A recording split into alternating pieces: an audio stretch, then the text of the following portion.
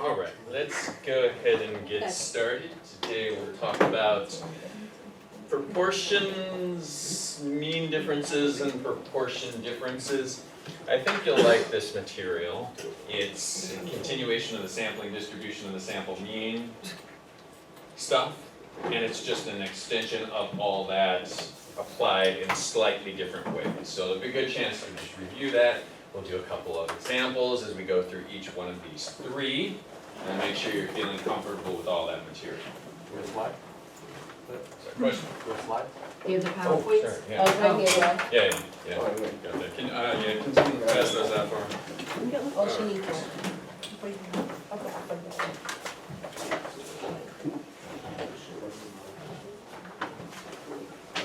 Thank you so much.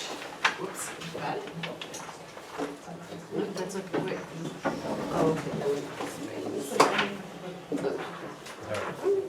Put a couple there, because I don't know how many people really show up on this side. We're gonna just leave the extras up here. Okay, People can grab them as they come in. thank you. All right, thank you. All right, so I want to start with a quick review of the stuff from last week, the sampling distribution and the sample mean. I want to go through these questions. I'll go through them the first time, and then I'll involve you in that discussion and make sure we're just feeling really good about all that. So, questions for review. What is the sampling distribution and the sample mean? What is the shape of this distribution? What is the mean of this distribution? Is the standard deviation of this distribution smaller than that of the parent population? And if we calculate this sample, if we take a sample using proper sample sizes, what are our chances of being within 2 standard deviations of the true population mean? Okay, so we'll start at the top. What is the sampling distribution of the sample mean? That is a frequency distribution of a very large number of sample means.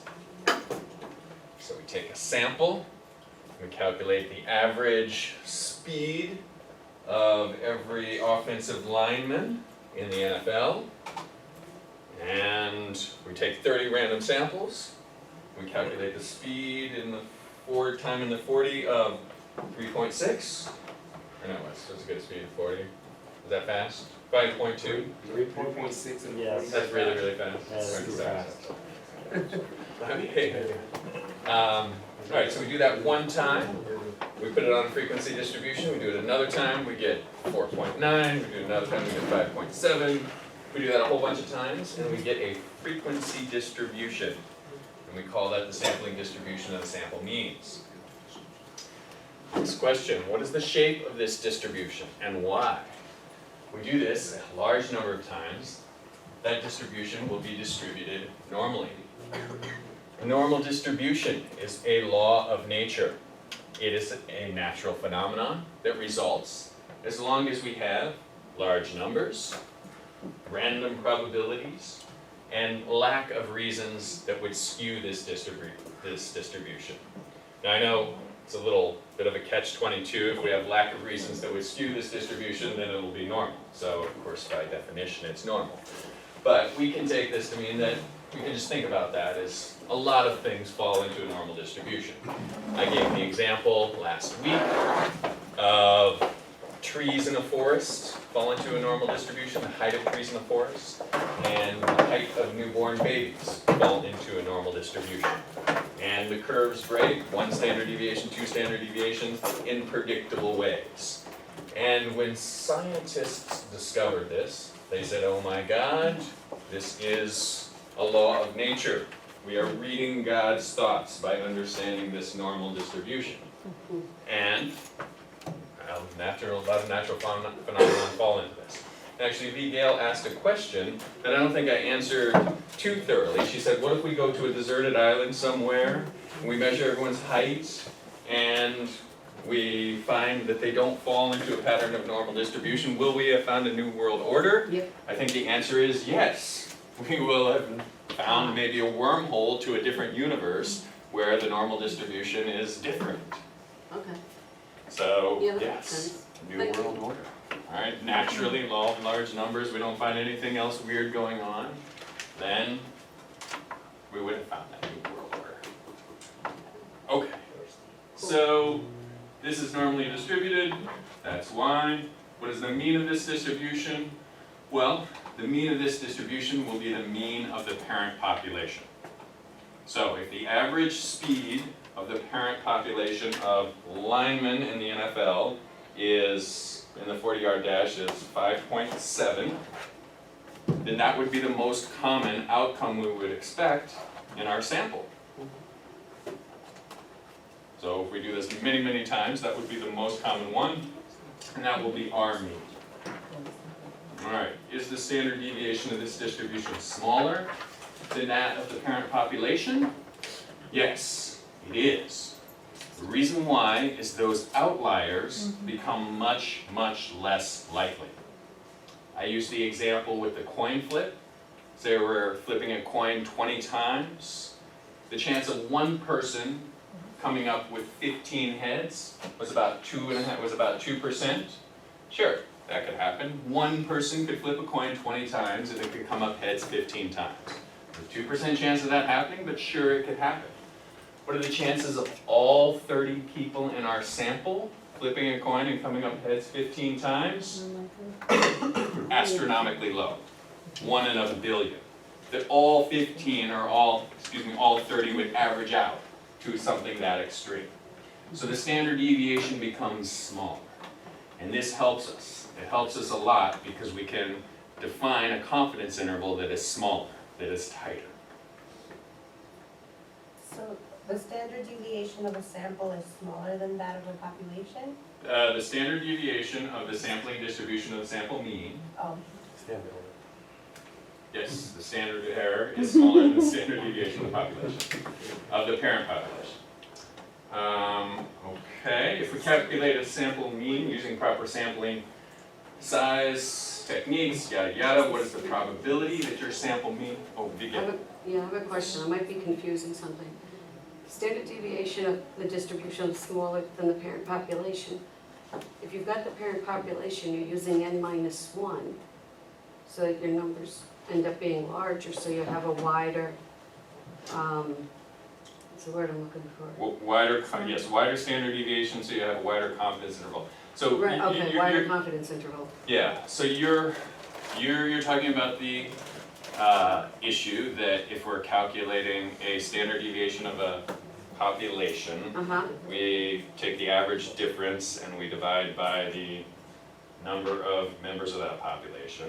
If we just have a sample, then we divide by n-1, so the standard deviation becomes a little bit bigger.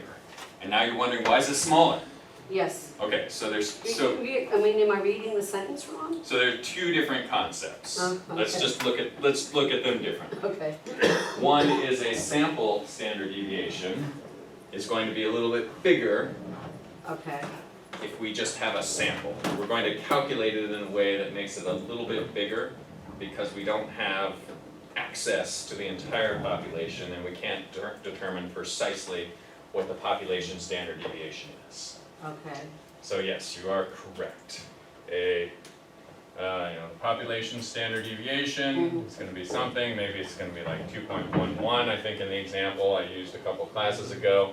But then the sample standard deviation might be 2.3. All right. So this is bigger. We make it a little bit bigger because we don't have all the data. So that's that. okay, Now the question we're answering, which is different, is, so if we have the parent population here, all right, and we have the coin flip example, all right, we have the average being like 10, all right, and then some of the extreme outliers being like 15, right, there's a chance of that happening, much less likely than getting 10. And then we have the sampling distribution of the sample mean, all right, and then I just told you that the standard deviation of that is going to be much smaller, right, much tighter. right, Why? Because the chances of all 30 people hitting that 15 heads, astronomically small. Same thing with 5, all right? Okay. Even doubly so with 17. okay, All right. yeah, right, Maybe one person is going to get 17 heads, but all 30 people 17 heads? Not happening. okay.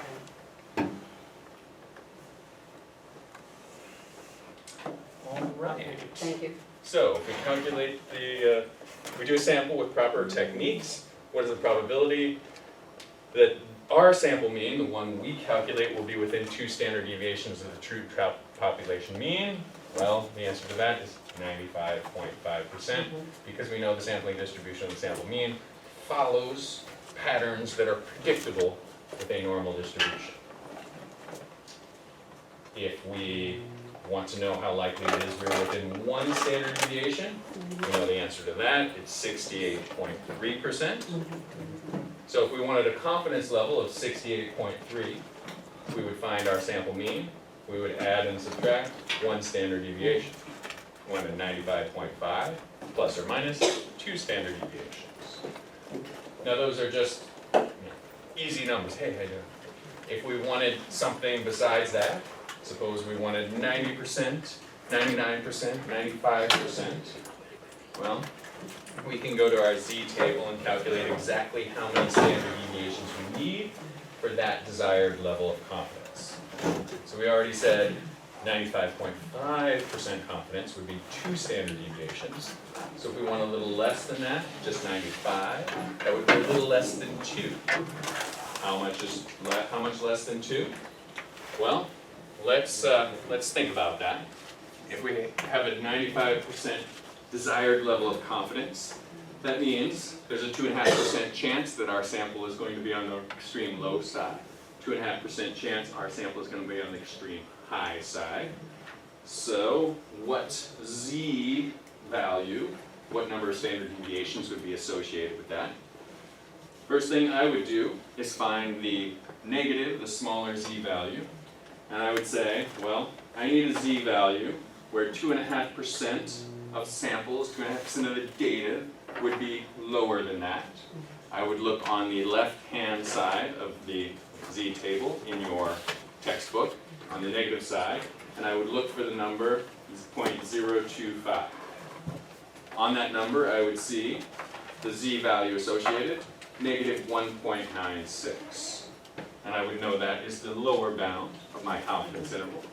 That's how many standard deviations I need to subtract from my sample mean. I would then want to calculate the upper confidence level interval. And I would say, similarly, 2.5% of the data is going to be higher, more extreme than this z value.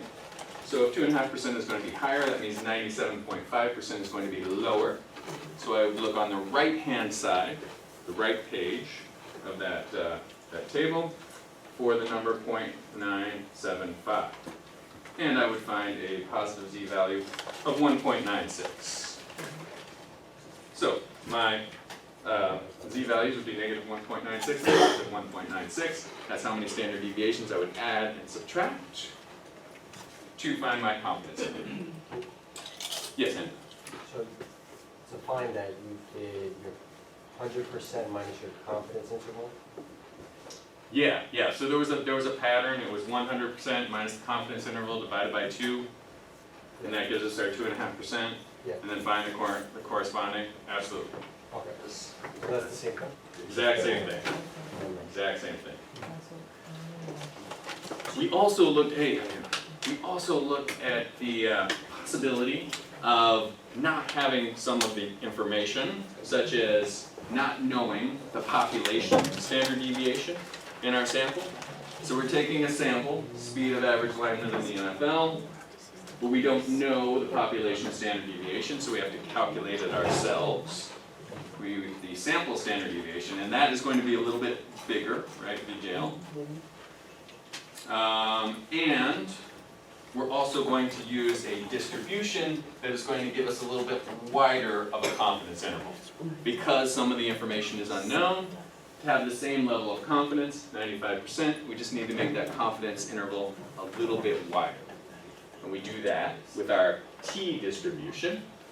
Suppose we had a sample size of 121, degrees of freedom is n minus 1, and that would be 120. And we would look, and we would look where the area under the right-hand tail in our t distribution table, and we would find for 120 degrees of freedom, the appropriate t-value would be 1.98. Does that make sense? Okay, let's review that a little bit, and I'll let someone else talk. What is the sampling distribution of the sample mean? Frequency distribution of a very large sample of Yes, outstanding. outstanding. No, outstanding, you're outstanding. Oh, What is the shape of this distribution and why? Normally distributed. Yes. Yeah, there it goes. Now you Law of got the it, and then you universe. gotta do it once or twice. What is the mean of this distribution? There you go. Mean of the current population. The mean of the parent population, yes. Yes, is the standard deviation of this distribution smaller than that of the parent population? Yes. Yes. Why? Because the extreme outliers are much less likely. If you calculate a sample mean, yada yada, what is the probability that that sample mean will be within 2 standard deviations of the true population mean? 95. Yeah. All right, I think you all have it. You want number 3 again? What's that? Number 3, what is the mean of this distribution? What is the mean of this distribution? All right, who can answer that for us? Suppose what it is. The mean of the parent population. The mean of the parent population. Why? Yeah, Why is this the mean of the parent population?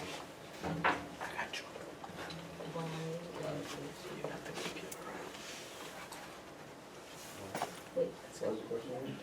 All right, the mean of this distribution, sampling distribution, sample mean, it is the same as the mean of the parent population. And question is why? Isn't the mean usually the largest number, and you can't go beyond? The mean is the middle number, the most likely number, average, yeah? Didn't you say it's because it's less likely for the standard deviation to become small? That's this Oh, one. okay, you're number 3. We're on number 3. Why is so we're gonna take a sample, and the most likely outcome we're gonna get is the mean of the parent population. Why is that? Because it's following the normal bell curve, so the parent population has the mean of 3.87 is what you had said before, so if you're doing a sample and it's a normal bell curve, it should be the same. Yeah, but we don't even need to say bell curve. We don't even need to include Best estimate, bell curve in this particular answer. Victor? because it's the best estimate of the parent population, which is why we Yeah, it's just, have a random sample. well, that's what it is, right? That's the average speed of NFL linemen. So if we're using good sampling techniques, then our average is going to be the true average, the highest percent of the time. Sometimes it's gonna be a little bit higher than the true average, sometimes it's gonna be a little bit lower than the true average. But, it's going to imitate real life. That's what it's going to be. Does that make sense, Carlos? Yeah. So, I mean, maybe if we were to use another example, like income in a town. So the average income in a town in New Jersey is, say, $91,000. We don't know that because we're doing sampling, but God knows that. And that is the true mean, it's $91,000. So we ask 30 random people and average it out. What is the most likely outcome for our sample of 30? It's the actual mean. Why would it be anything different? Right. Alright, sometimes it's gonna be a little less, sometimes it's gonna be a little low, but law of averages, it's gonna come out to that true population mean. Alright, I think we're good on this, right? Let's move on. Alright, so topic for tonight, estimating a population proportion. Proportion is percentage, so between 0% and 100%. For means, it can be different. Suppose we're doing income, the average income, that could be 0 to any number, infinity. But proportions is a percentage, between 0 and 100, so we handle that in a slightly different way. Estimating the difference between two population means. So we have town 1, where the average income is 91,000. Town 2, where the average income is 106,000. The difference between that is 15,000. Alright, but that's just a sample, because we took a sample of town 1 and a sample of town 2. Alright, how can we build a confidence interval to say what the difference is? We think it's 15, could be as low as 13, could be as high as 17.5. And then estimating difference between two population proportions. So the proportion of Mercy College students who work full-time in our sample is 92%. The proportion of Fordham College MBA students who work full-time is 71%. All right, the difference is 21%, but that's just an estimate. We need a confidence interval. We think that the true difference is between 16% and 22%. So those are the three things we'll learn how to do tonight. And we'll start with the first one, estimating a population proportion. We're going to talk about proportions, what they are, which is going to be fairly easy. Sampling distribution of the sample proportion. Does it look familiar? We just put sample proportion instead of sample mean. Right. All the same type of stuff, and it's going to have these predictable properties because of what it is, and we're going to use those predictable properties to build a confidence interval. So proportions, let's do it. Examples: 92% of Mercy College students, MBA college students, work full-time. 43% of voters support the new tax. 44% of people support Donald Trump. All right, these are proportions, percentages between 0 and 1. Now, when you are taking a poll for proportions, you will ask a question, perhaps. Well, you will ask a question. It could have two outcomes. It would be yes or no. We will not have extreme outliers when we do proportions, because all you can say is yes or no. Doesn't matter how much you hate Donald Trump. All you can say is no, I'm not voting for him. You could like do a blood-curdling scream into the phone, no, I'm not voting for him. But the pollster would just say, all right, that person's not voting, then I'll put you down as a no vote. So your outcome, if you're taking a proportion, will be 44% or something like that. And standard deviation for proportions does not apply. It's not like means, where we could have a bunch of really poor people who would pull the mean down, or a bunch of really rich outliers who would pull the mean up. All right, so that's proportions. Now the standard deviation does apply when we get on to the next step, and we take a bunch of sample proportions and put them on a frequency distribution and call it sampling distribution of the sample proportions. So let's do that now. All right, let me do this. Let me make some room. There's this.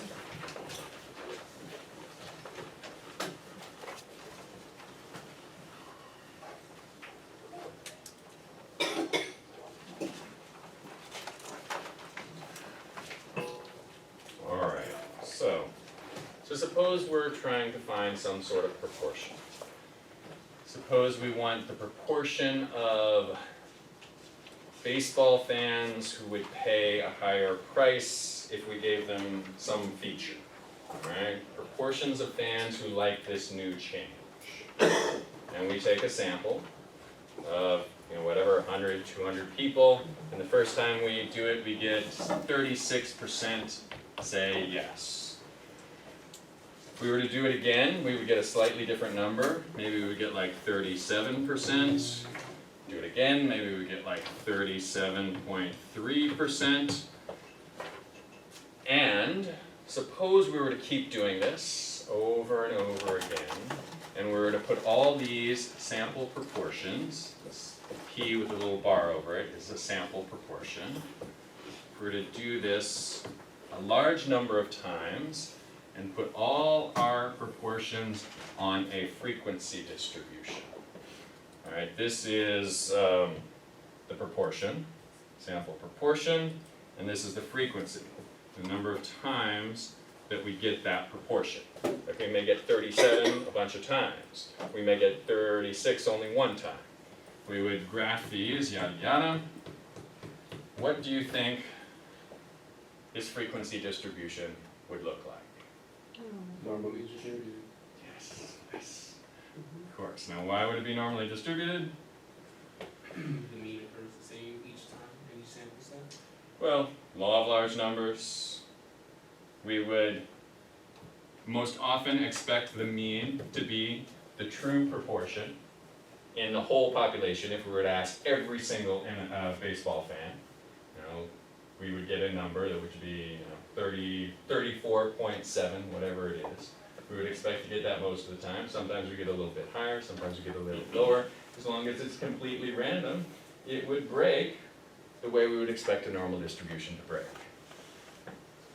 So we can assume all the great things that we can assume about sampling distribution we talked about last time with this, and we'll call this sampling distribution of the sample proportion.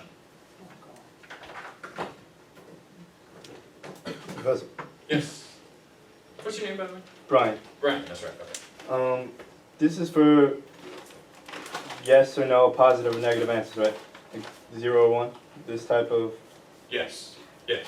What happens if you have, like, if you don't have mutually exclusive data? You mean like 3 options? Like a not sure, or maybe, or both. You know, like there's. Yeah, then you have to do some sort of real world, let's think of this a slightly different way. So, yeah. Because sometimes, what was it, the Khan Academy, they had the combined answers, like some, you do this, and sometimes they do both. Yeah, we could do 3 outcomes, and we'll do this when we get to chi-squared. Did you learn chi-squared in Khan Academy? We didn't have to go that far. Okay, so chi-squared would give us 3 outcomes, and we would be able to assess it that way. That's one real world thing we could do. The other real world thing we could do is we could think about trying to force people in one decision or the other. Yeah, so I guess we're just getting a good grip on the theory now, but good question, Brian. All right. So, we've got this sampling distribution, or the sample proportion is the probability distribution of all possible values of the same proportion. This little p with a bar over it, sample proportion. When a sample size of n is taken from a particular population. All right, I think this says predictable distribution properties. Some stuff that is important to us. I don't know if you remember, I talked about the central limit theorem and said that's just a different term from what we've talked about with the sampling distribution, the sample mean. It's just what statisticians call this phenomenon. That as long as our sample size is large enough, the sampling distribution of the sample proportion will be approximately normal. It will fall into a normal pattern. I guess, yes, it will fall into a normal pattern.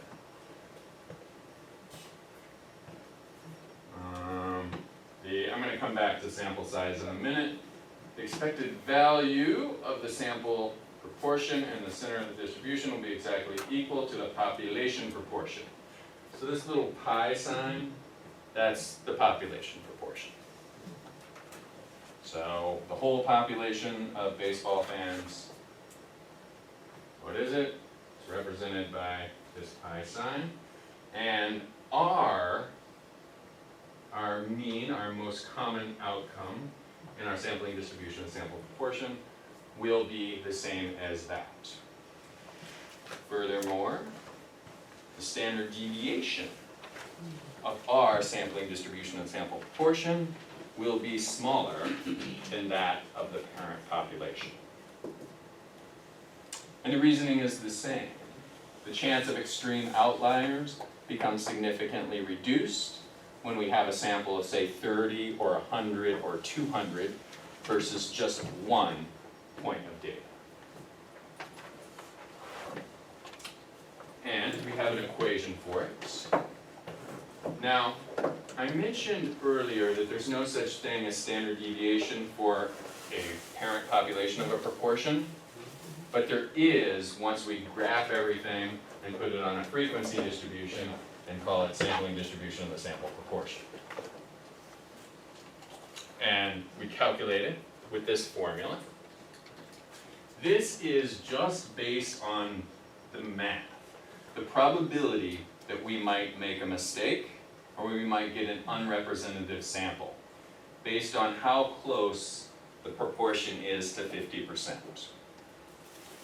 It's not important that we talk too much about this, but I'll just briefly explain it. So the closer the parent population is to 50%, the greater possibility for error, because we could make a mistake on either side. We could have a whole 50% chance of making a mistake, and the greater the chance of error. Every other person we ask, we would expect one person to say yes, one person to say no, and there's a 50% chance each time that we could have an unrepresentative person. All right, someone in our sample which would give us data which would confuse us. The closer the proportion is to 50%, the greater chance of that happening. So the wider the distribution will be, the wider the standard deviation will be. Does that make sense? Omar?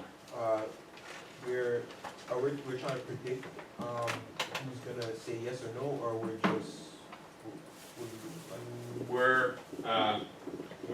We've got this sampling distribution of sample proportions, and we want to know how fat or thin this distribution is. If it's fatter, that means it's a wider standard deviation. If it's thinner, that means it's a tighter standard I mean, deviation. with the confidence interval, we use saying, well, like if it's 50%, then you could likely be wrong. Wrong about what? Like wrong about if it's yes or no, or wrong about, like where would you be? Like, you would ask someone who's unrepresentative. I shouldn't have used the term wrong.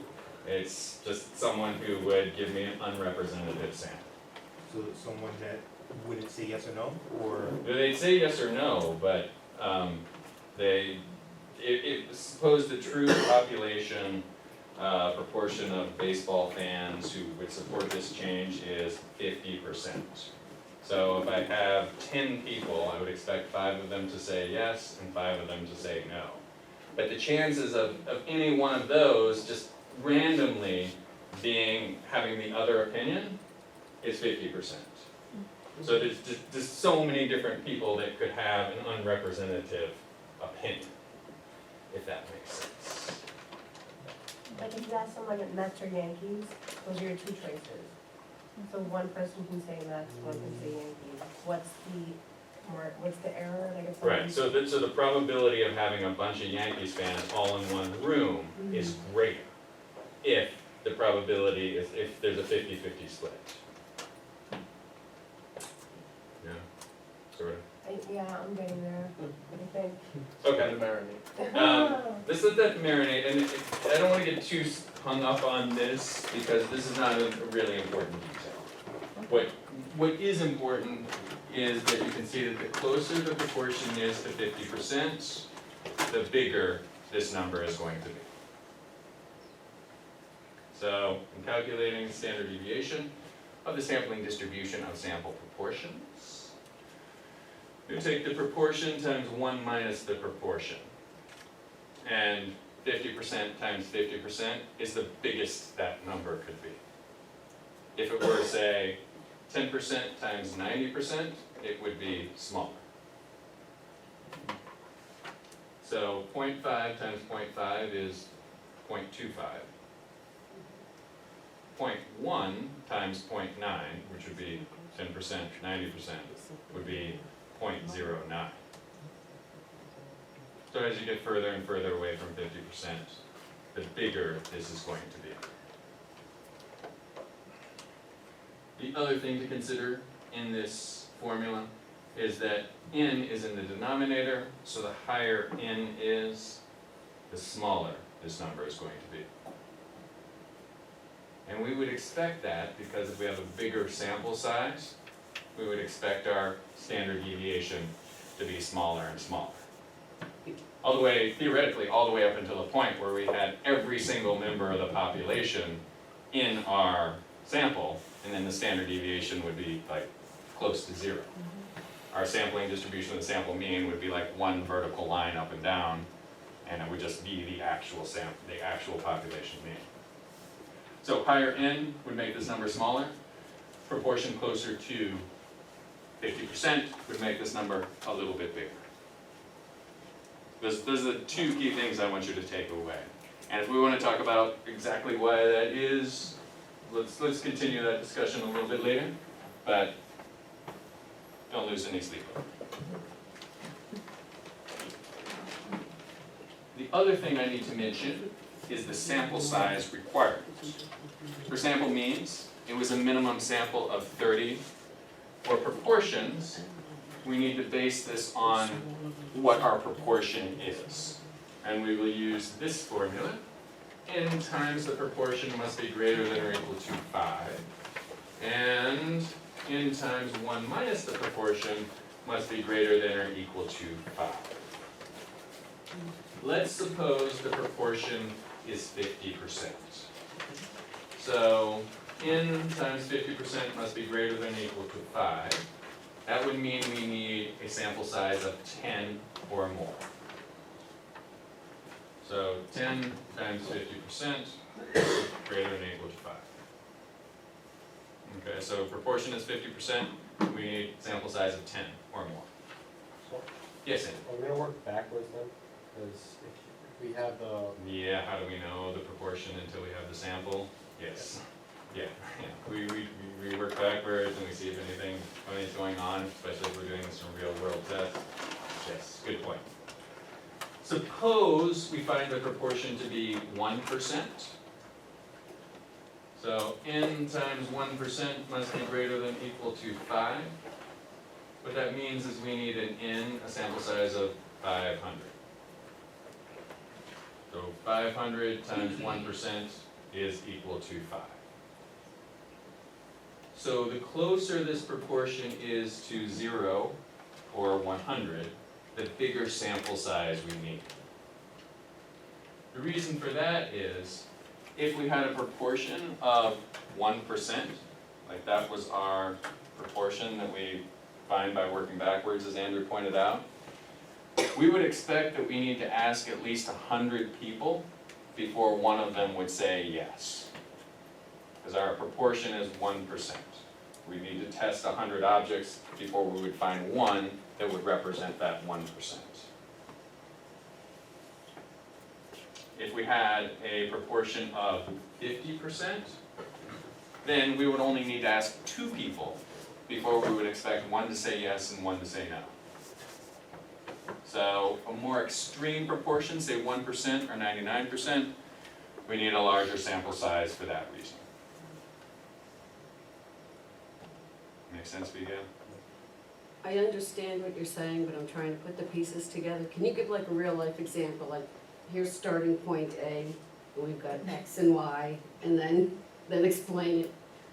Yeah, Please. so, well, I think can I just stick with the same example, I'll just repeat it over again? Why don't you, can you like actually fill in the numbers into that and like go Oh, yeah. all the way Oh, down? yeah, absolutely. Yeah, let's see. Okay. Okay, yeah, let's see if that works. So, suppose our sample proportion is 2%.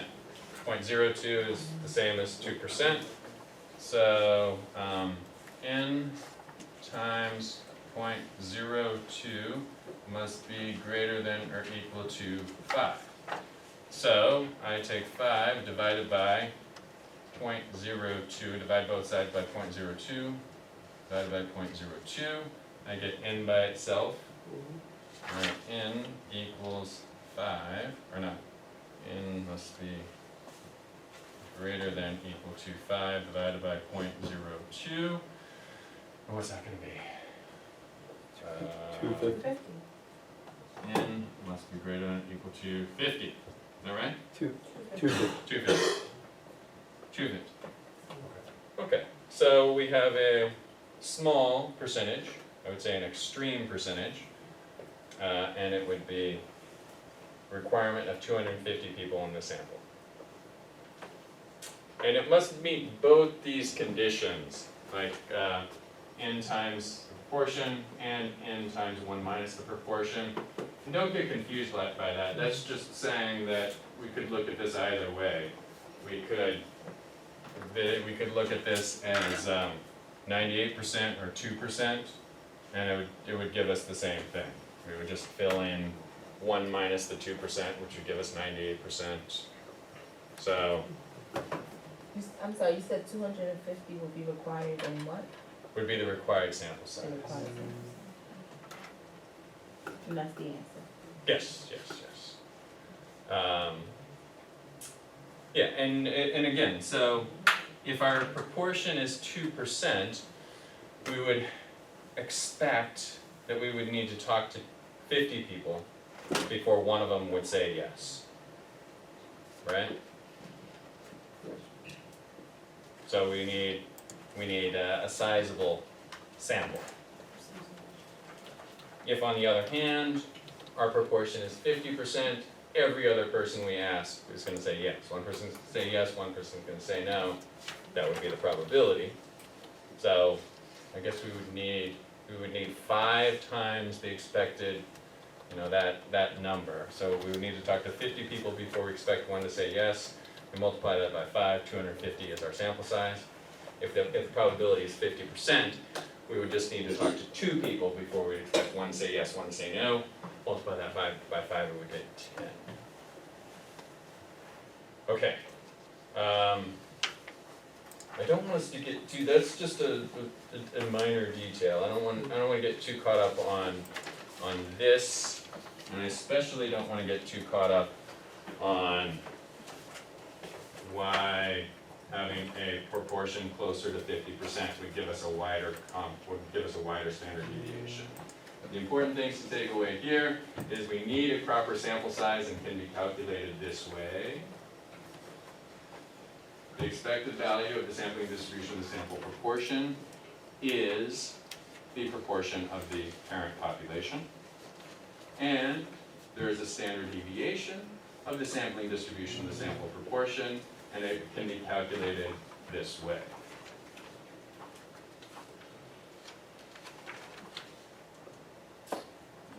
Alright, so the sampling distribution of the sample proportion gives us our nice, beautiful standard normal bell curve. The mean is this pi symbol, which is the proportion of the parent population. The standard deviation of this distribution is the formula on the previous side, the square root of parent population times 1 minus parent population divided by n.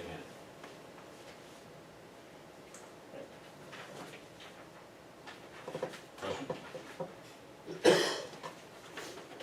All right, now, we can go through the same thought process of a confidence interval.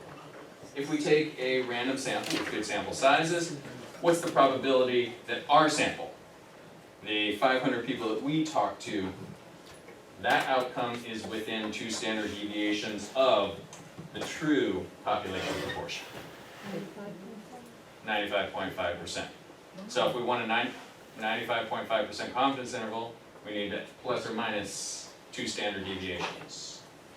So we've taken a sample, and we know that our sample is going to fall somewhere on this sampling distribution of the sample proportions. Question is, how close is it going to be to the mean? What's the probability of it? We know that 68.3% is within 1, 95.2 is within 2. Does that make sense? Yep. Sort of. It's the same thing we talked about with the means. All right, so we're not confined to just 68.3 or 95.5. We can choose any desired level of confidence. Wait, so you say in solving this problem, you can choose whichever? So our goal is to find the proportion of baseball fans who will support this change. There is, in reality, a true proportion of all baseball fans who will support this change. If we were to ask every single one of them, we might be able to figure it out. And it would be this pie symbol. We're not gonna ask every single one of them. We're gonna ask a sample of 100 or 200. Right? And we're gonna fall somewhere on this distribution. So the most likely thing we'll get is right on. Right? We may be a little bit less, we may be a little bit higher. And we know that 68.3% of the time we'll be within one standard deviation. And we'll know 95.5% of the time we'll be within two standard deviations. What is the standard deviation? It is this. And I feel that my flustered attempt to try to explain that I don't think went over very well. So we'll just leave this for now and come back to it if necessary.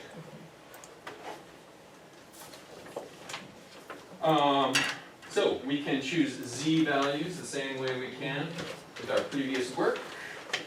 Now, the difference between these two, here we have the population proportion, and here we have our sample proportion.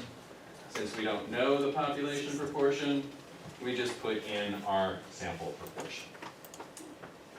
Statisticians are comfortable with that and comfortable with using the z distribution because it's just based on probability of getting an unrepresentative sample based on how close your proportion is to 50%.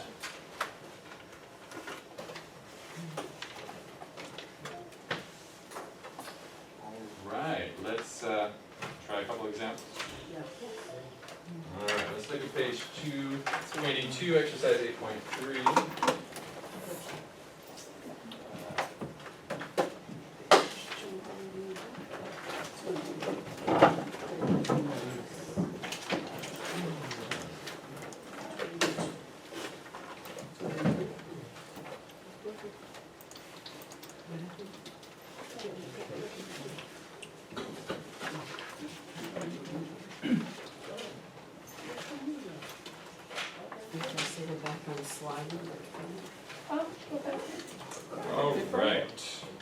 Alright, so we're doing a customer survey, What page are we on? 282. This one says 296. Yeah, no, you went back to slide 12. Oh, this is slide 12, it says 296. On slide 6. It No. says 292. Turn it back. Did I give you the wrong week or something? Yeah, it's me. Yeah, it's in Fine. page 6. I found it, page 6. You got it? Page 6, not slide 6, okay. Got it. Alright, so, let's see, we've got customers, we're asking them, will they support this proposed change? We asked 500 of them. 120 of them say, yes, I will support this proposed change. What is our, so 120 out of 500, we now have a point estimate for our proportion. And what is it?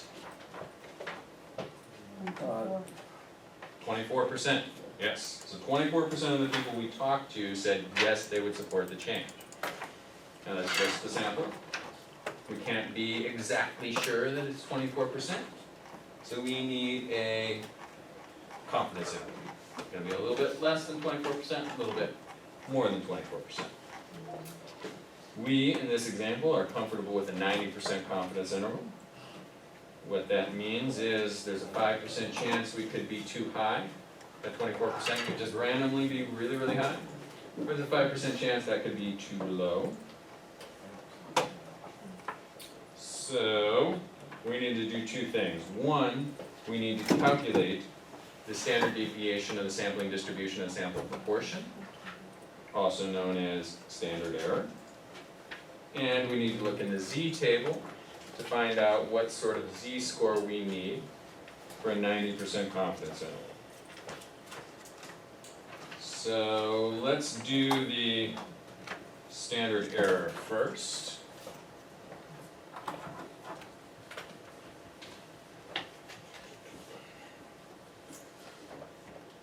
If you look back, we've got our formula for the standard error, and it is the proportion, 0.24, times 1 minus the proportion, which is going to be 0.76, divided by our sample size of 500, square root all of that.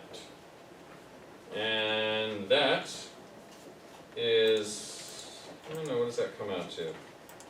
I think they do, yeah, they don't do the calculation. They do not do the calculation. Does someone want to crank that for us?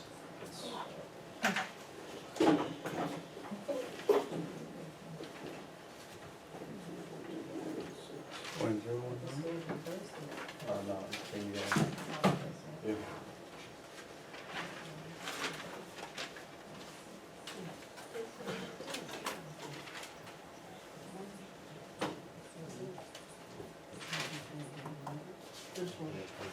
Is that 24 times 0.76? 0.24 times 0.76, yes.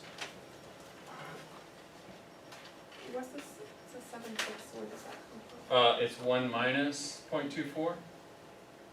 If we look back, the 1 minus yep, population.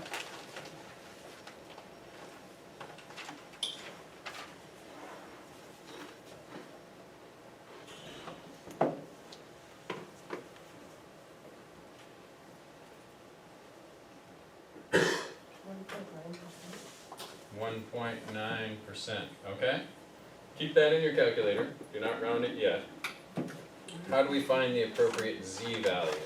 The number of standard deviations we need to add and subtract. Well, we want a 90% confidence interval, 5% on the low hand, 5% on the upper.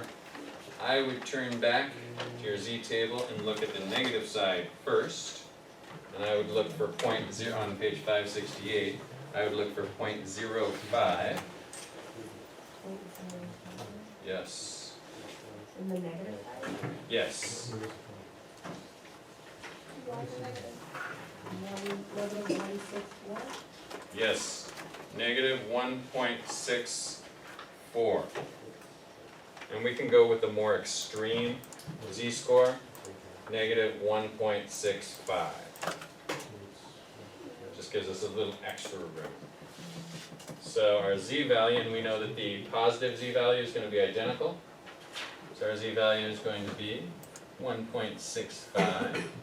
So we're going to multiply the z-value times the number of standard deviations. And that's going to give us the margin of error we need to add and subtract from our point estimate of 24. So let's see. Okay, so the reason why we did 0.05 or 0.0516 is because it's 90% confidence. 0.05, okay, wait a That minute, if we yeah. go. So 0.05, because there's a 5% chance that our proportion estimate could be too low, Right, 5% chance it could be too high. We're, in this case, comfortable with that. We say, all right, maybe we're off. We're just going to say, we're not going to say we're 100% sure, we're going to say we're 90% sure. 5% chance of being off in one direction, 5% off in being the other direction. right. So we look and we try to find the answer to the question. All right, if we've got our, let me actually go back.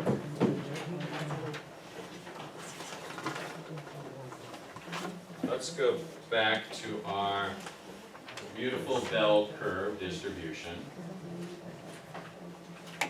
So Barbara, 90% of our sample means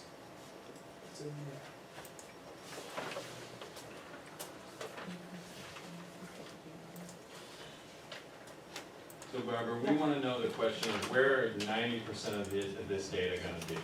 How far, I went forward, I should have gone back. All right, how far out do we need to go to collect 90% of the data?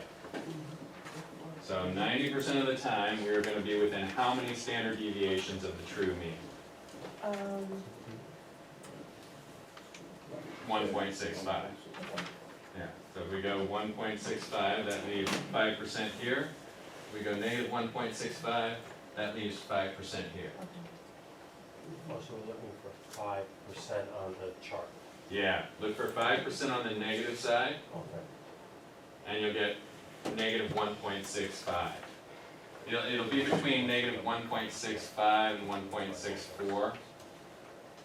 And I like the more extreme. You could do either, but I think the more extreme one further from 0 is better. And you got that another Z-score in the table? Uh, 1.65? Yes, yes. So, Victor, tell me the Z-score that is going to be above 5% of the data. You would look on the left-hand side, you would look for 5%, and you would say it's negative 1.65. And which table is he looking at, the Z score? The Z, yeah.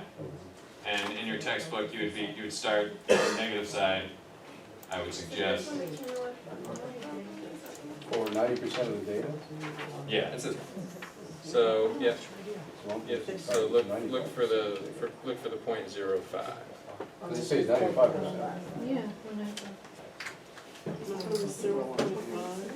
You're looking for 0.05, which is right here, right? It's between these two. Yeah, I know, it's so. Is she put a different number?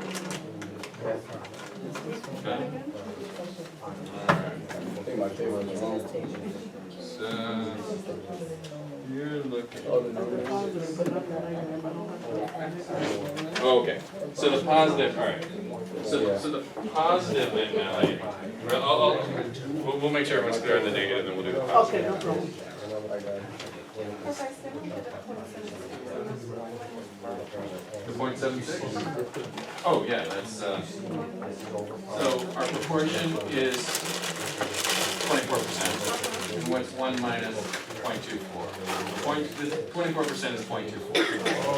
And what's 1 minus 0.24?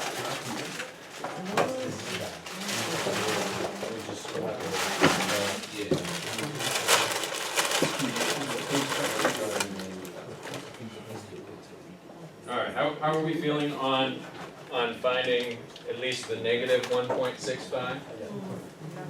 Yeah, so, all right, we would go 1.65 standard deviations, I'm trying to cover this up, to the left of the mean, and then 5% of the time, we would get a sample mean lower than that. All right, so 5% of the time we could be in this range, and we would quote unquote make a mistake, not really a mistake, but just happens 5% of the time. Our confidence interval would not contain the true population proportion. Alternatively, we could get a really high proportion. This 24% might be disproportionately high compared to the parent population. So, if we go positive 1.65 standard deviations, then 5% of the time, we're going to get an unrepresentative sample. But, I guess it would be, so that would leave 45% here, plus 50% here. 95% of the time, we would get something lower than that. And that's how we find the positive Z-score. We would say if 5% is above, how much is below, Miguel? Yeah, 95. 95%. So on the right-hand side of the Z-table, you look for 0.950.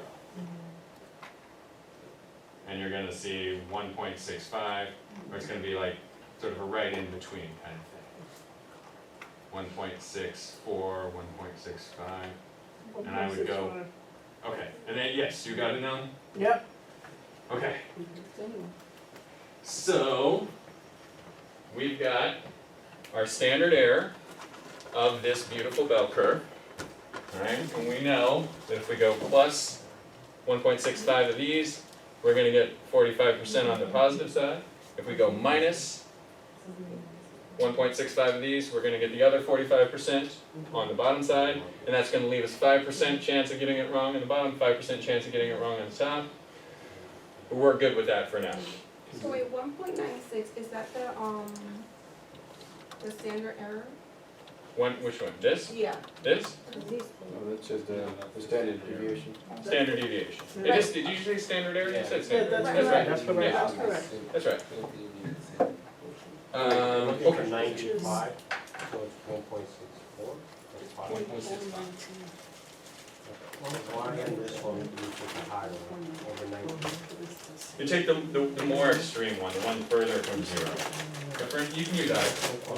You can use either. Once you just get more comfortable with it, that's when you'll say, oh, okay, more extreme one, we can get a little more precise. Okay, so let's multiply 1.65 times our standard error, and let's add and subtract that to our 0.24 estimate. So our confidence interval is going to be 0.24 plus or minus 1.65 times 1.9%. We could have just left this as, yep, 0.019. And does anyone still have it in the calculator? Did you calculate it? Long since gone. All right. Let's, if we could go back, let's do this calculation. 1.65 times the 0.019.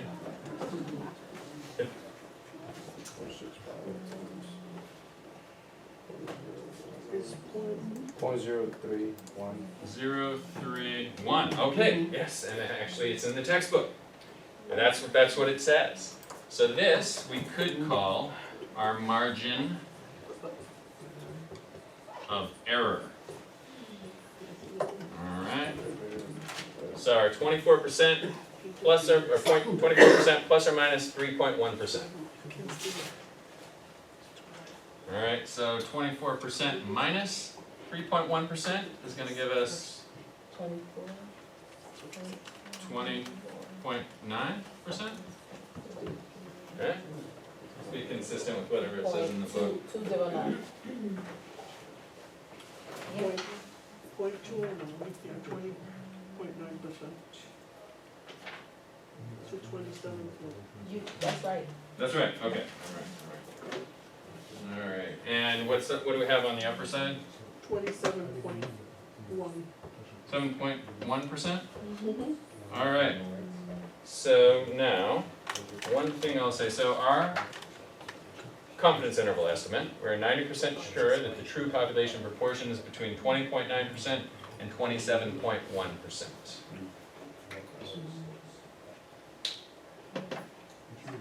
Does this make sense?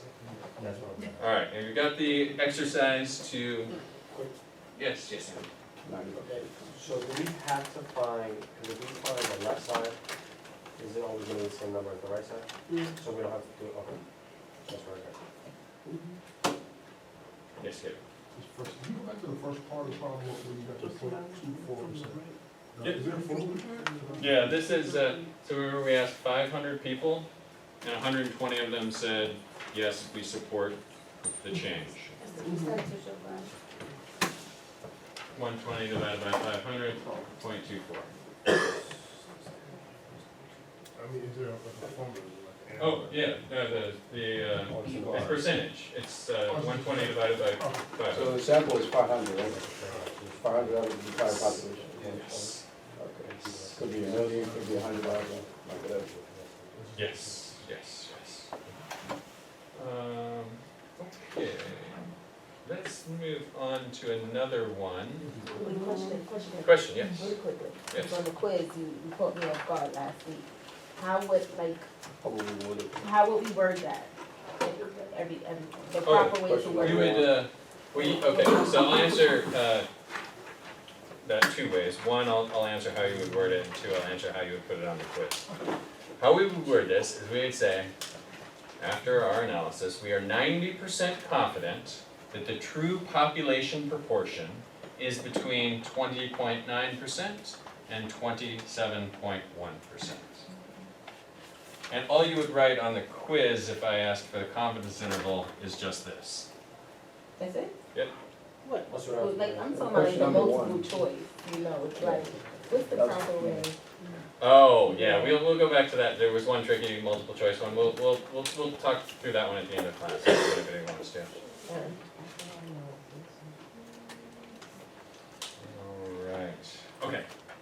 let's look at page 282, number 18. I'm gonna let you all work this one yourselves for a minute, and then we'll come back together as a class, and Number 18. yes, number 18, this is, full-time employees, how many are technology resistors? 283, number 18. So quick question, so if this number we rounded to this, and we got this as our answer, would that still be okay? Like I said, I would leave this in your So calculator, long, okay. because this is the whole percentage. And so, if we were to round that, we could go up 1% or down.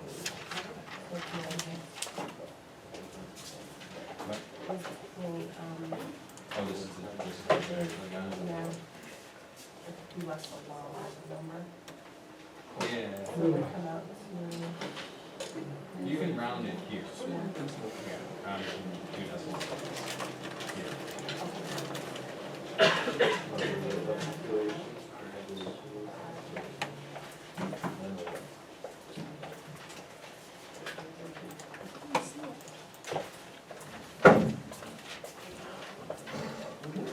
You say you're number 18? Yes. Yes.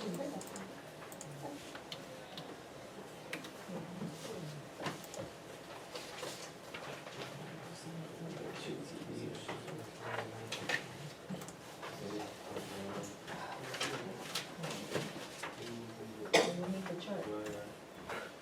The Yeah, we'll, battery price. 5 8.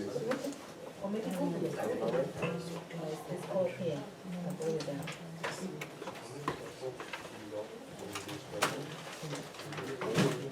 Oh, the Z-score? He says to leave it. And then go back to it. Cause when I said.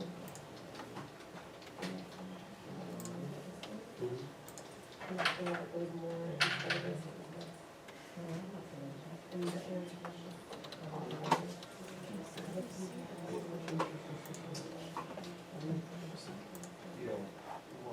This one?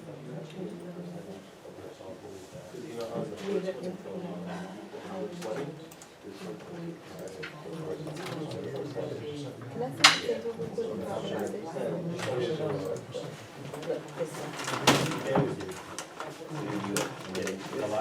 Same thing, I'm sorry. Oh, no, sorry. Okay. The standard one. I can just find it on the book, 568. That's my phone. Thank you. Doing the math is easy, it's just how to send things. Maybe we should go over this is 3.5. This is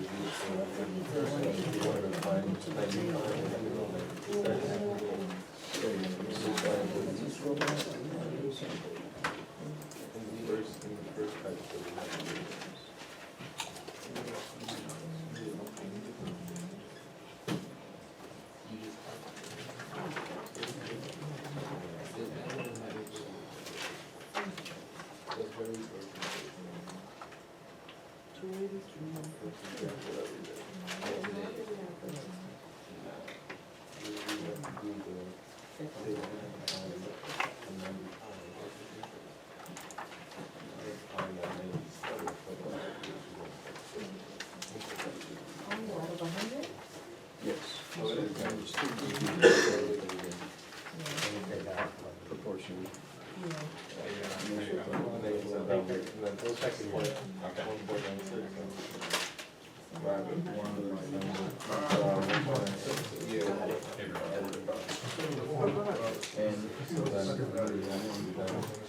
Oh, yeah, so 1 minus 0.09 is 0.94.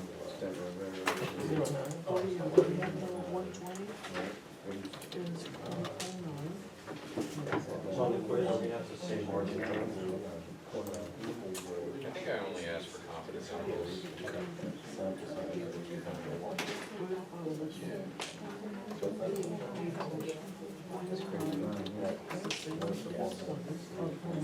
All right, we ready to work this one as a team? Not yet, okay, take it down. Divided by. That's not even going down. That's what- Yeah. okay. They're the same thing. That sounds right though. That's Point it. zero zero. That's how, because there's no other way to do it.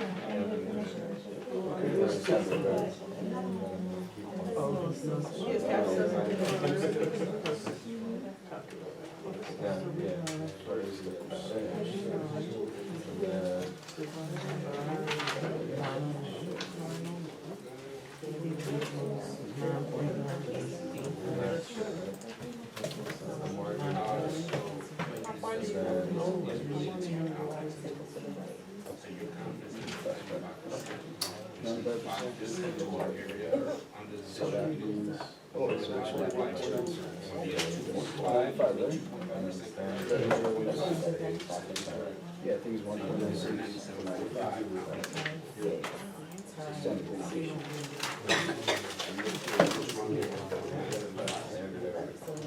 Alright, let's give it a shot. Okay.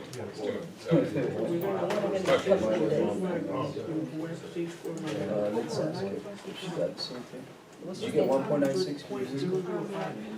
Yeah, okay. Wait, okay, boom. So point 20, No, I didn't. point So, where I got 1.96 is. plus And we have the 95%. Plus minus 1.8 times. I assume you need that percentages. I have it in that specimen. Alright, that's fine. So, Put in percentage, just be sure to put a percentage sign on it. 97.5%. percentage is 0.09. Plus or minus.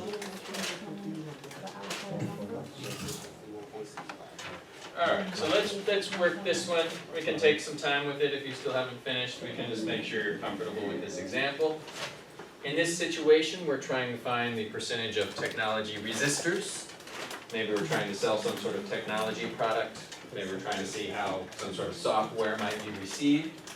So we take a sample, these 901 employees, and we find 9% of them are resistors. That is just our point estimate. We want a confidence interval, so when we go to the investors, we can say we're 95% confidence, this is the true proportion, so invest in our software to help these people. We need to do two things to start off this problem. One, we need to find the standard deviation of the sampling distribution of the sample proportion. Two, we need to look in the back of the book to find how many standard deviations. We need to go plus or minus our point estimate to be 95% confident. So, standard error is going to be our 0.09 times 1 minus 0.09, it's going to be 0.91, divided by 901, square root of that whole mess. Yeah, definitely square root it. What do you got? 0.0095. 0095, I like it. Alright, the other thing we need to do is find the appropriate z-value for 95% confidence. Plus or minus what? 0.025. Is it 1.96? Oh, the z-value, 1.96. 1.96? Plus or minus 1.96. Excellent. Okay. So, our answer is going to be 0.09 plus or minus 1.96 times standard error 0.0095. Alright, let's calculate this and call it margin of error. Anyone have this for me? 0.018668. 868. Excellent. 0.01. So 0.01, so that is about 1.9%. Right? Yeah, so like that. Or 868. 1.86. Alright, confidence interval, what's the lower bound going to be? If we take 0.09 minus this, 0.07132. 1.3, okay? Okay. And what's the upper bound? not 0.0, it's gonna be, .10868. 8.7, okay. And then if you make it percentages, it's gonna be 7.13% and 10.87%. Yes, this could also be written as 7.13% and 10.87%. Or 88, I mean, Yep. 10.9. Sure. Can you just, instead of just going ahead and doing the 0.09 plus minus 1.96, can you just go in straight into the margin of error and just start multiplying the 1.96? This times this? Yeah, I mean, you're doing it there, but like, Oh, yeah, I mean, you mean not even writing this out? like say if I did that on a quiz, if I just kind of skipped that and just did everything straight through, Yeah, and they got the 0.0186, that'd be fine? yeah. Okay. That'd be fine. It's fine, I it's mean, just, I guess this would make a lot more sense, just so you can keep step by step. yeah, just find a way that doesn't confuse you and works for you. So that's the margin of error, right? This, yeah, The 0.018. yeah. Margin of error. So where would you use the standard error? We calculated the standard error is 0.0095. Right, And okay. the question is. Standard error, okay, I get it. I got it, Yes, yeah, bro. First, I need help with the Z value. Yes. Okay, so, actually, I shouldn't have erased this. Do you remember, I had the answer to your question right here.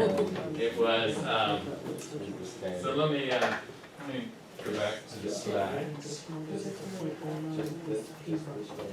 All right, so, if we were to conduct 1,000 sample means, or sample proportions, they would fall into this nice, beautiful normal distribution bell curve. 68.3% of them would be within one standard deviation of the population mean. 95 would be within 2, 95.5 would be within 2. So 95.5 would be within 2. The question is, how many would be within 95%? It's a little bit less than 2, right? Yeah. How much less than 2? Okay, so we say, well, if we're 95% confident, that means 2.5% of the time, this proportion, right now it's 9%, is gonna be too high. 2.5% of the time, it could be too low. So what Z value is associated with these numbers? I think the easiest way is to look on the negative side first. On the Z table in the back of your book, on the left-hand side, find the area under the curve. It says 0.025. And if you look, you're going to see that's negative 1.96. And as Andrew pointed out, you don't even have to do the other side. You can just assume it's going to be identical, positive 1.96. So 1 and 2 though. So, when we see 0.0095, so we're not gonna take 95%, right? This is 1%. This is 1%. 0.0095 is pretty close to 1%. Let's do some more examples of that. If I were to write 0.012, what percentage is that?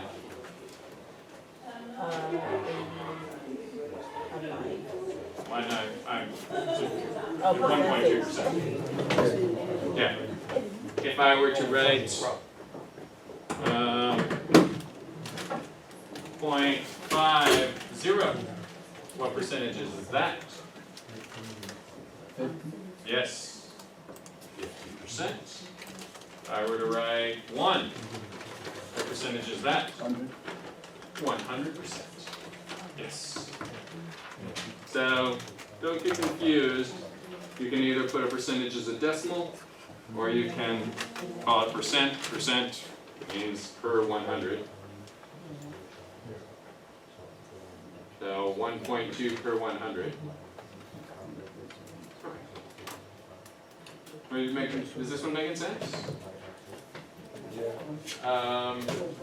We have an optional proportion one we could do, or we could move on to the next step. You wanna do the optional one? Yeah. Alright, let's do it. Page 282, let's do number 12. Please take a look at that one. Let's work that for maybe 3 minutes, and then we'll get the answer as it comes. Random samples, are we doing anything different than said random samples? No, no, random sample is good. We like random samples.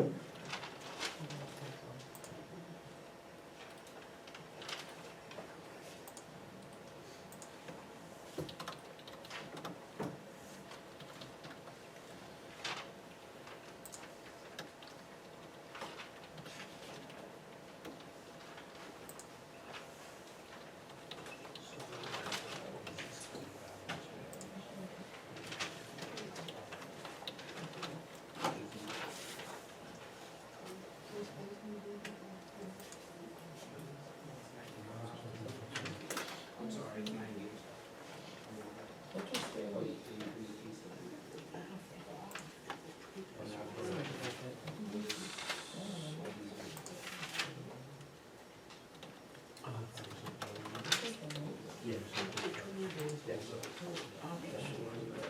So we go for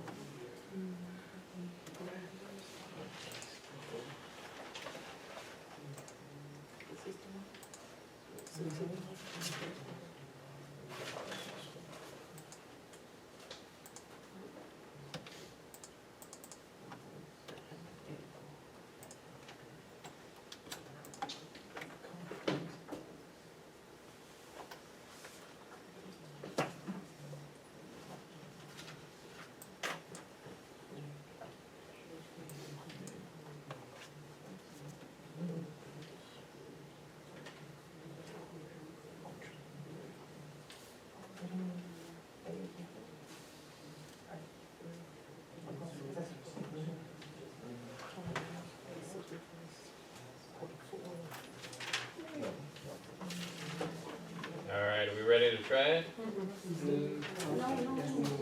moments, okay. Take your time.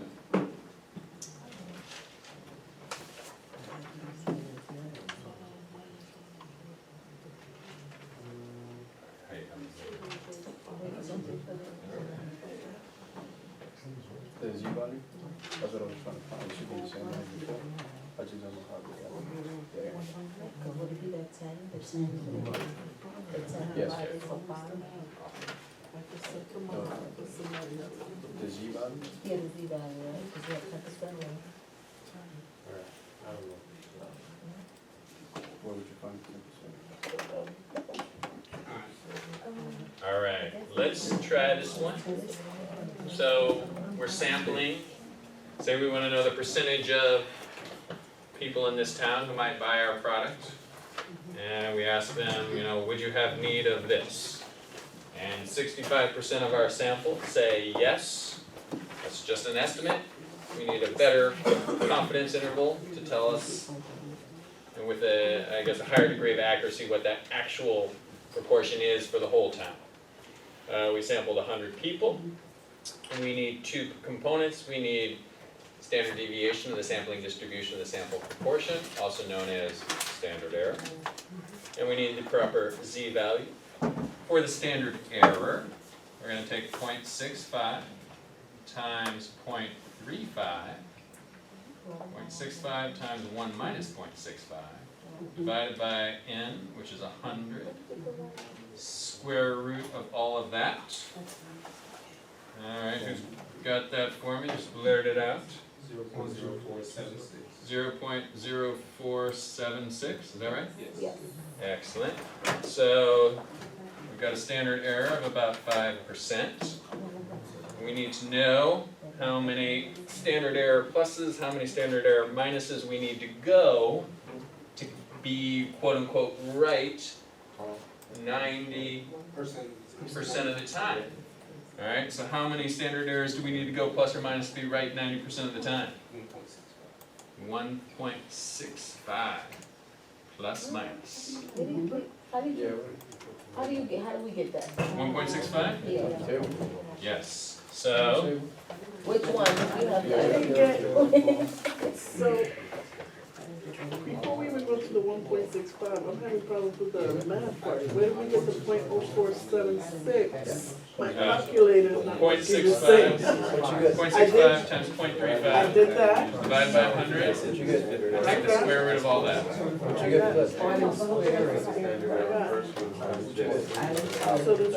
0.002275 inside the square root.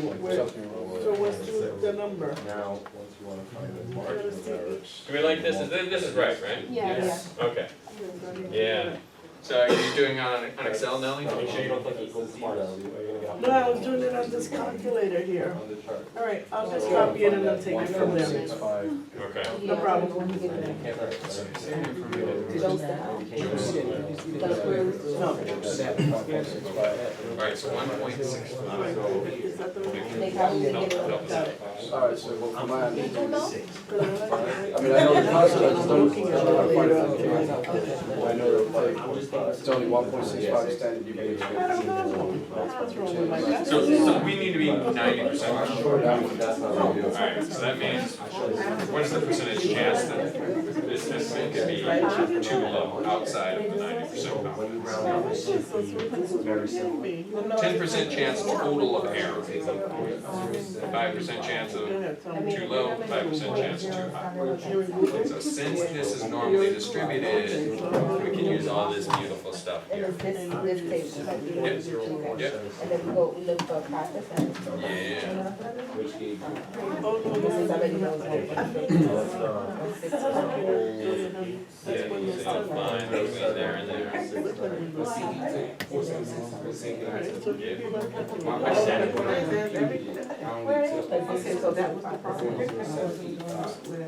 Well, yeah, use the more extreme one. That doesn't give the whole thing in it.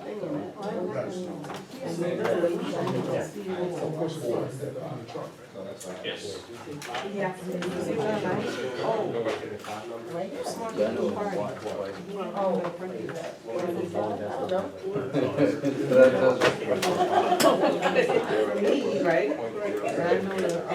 I forget to add those. So this is probably for this. 49 times 0.0476. Alright, so we have calculated our standard error. We know how many standard errors we need to go, plus or minus, to be quote unquote right 90% of the time. So let's do that. 1.65 times the standard error gives us what? 0.07854. Oh, absolutely. Excellent. That is our margin of error. Alright, and if we add that, so that's about 8%. So what's the lower end? 57 point, I got 0.13%. I kept the long number. Yes, I like it. And then the higher is 72.87%. Okay. So, can someone interpret that interval for me? It's gonna start with a statement such as, I am 90. 57.13. 95%. Proportion, me, was between. Yeah, the population proportion is not mean. Mean is something else. Yeah, the population proportion is between 57.13% and 72.87%. Now, Yes. since I go all the way through, going from standard error to margin of error, Yeah. my end was 0.07869, not 854. Point zero. Wait. Point zero. No, for the margin of error. Okay. What'd you get for the confidence intervals? Close to this? I got 57.1 and 72.9. Yeah, Just that's about, right? So that's fine. Yeah. Yeah. And you just keep it all in your calculator, and that would be even easier because you won't have to round at one point.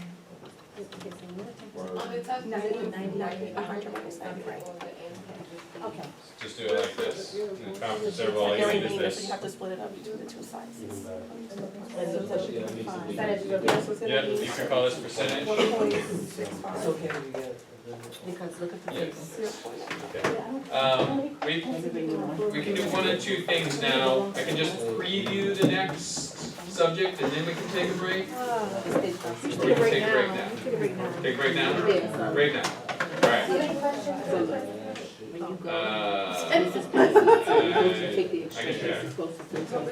Barbara. I was gonna say, how long a break do you want? It's up to you.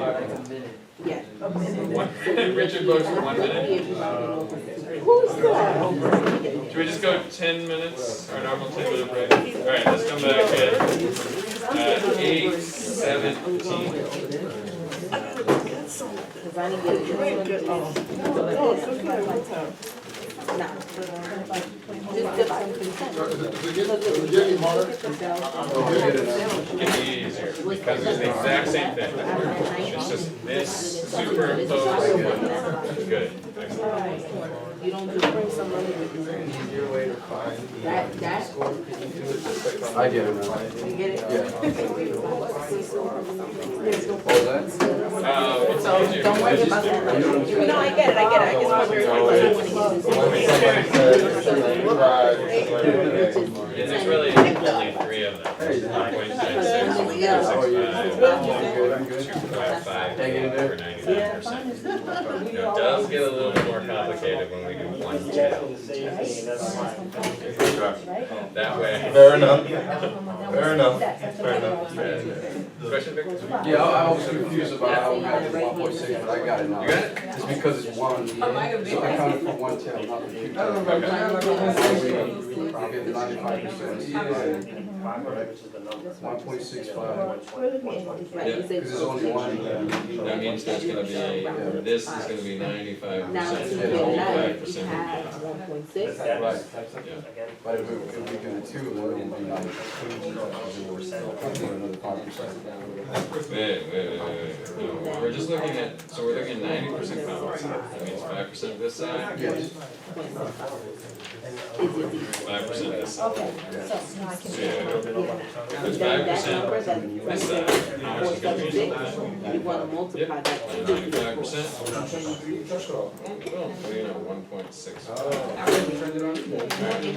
There's gonna be 5% this side, that's just Is the number that 5% you're gonna, in that you wanna area. say That shaded area. 1.65 plus or minus, and that's how you get this bar. Bingo.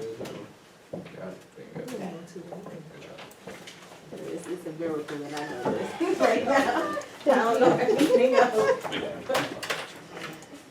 You get why we get 1.65? You gotta add it, right? I don't know. Yeah, it's because it's two sides, because the Z-score table only accounts for one of the tells, not for two. And 90% would be, Speak to me in English. 'Cause I don't. this. Yeah, show me I don't know that. if he explained it like that, but that's the way I got it. So I can show them, it's explain that. Yeah, you can add. I just figured, I'ma just add it, Right, we're gonna just add it. but the reasoning. The reason is, so, got here, dollar share, whatever. Mhm. Oh, yeah. So you say that the confidence interval is You 90%. fucking click? Right. This is the confidence interval, 90%. No, so that's So that means there's 5 here, And you 5 there. Yeah. But the Z-score table only reads one, I'm not one getting end.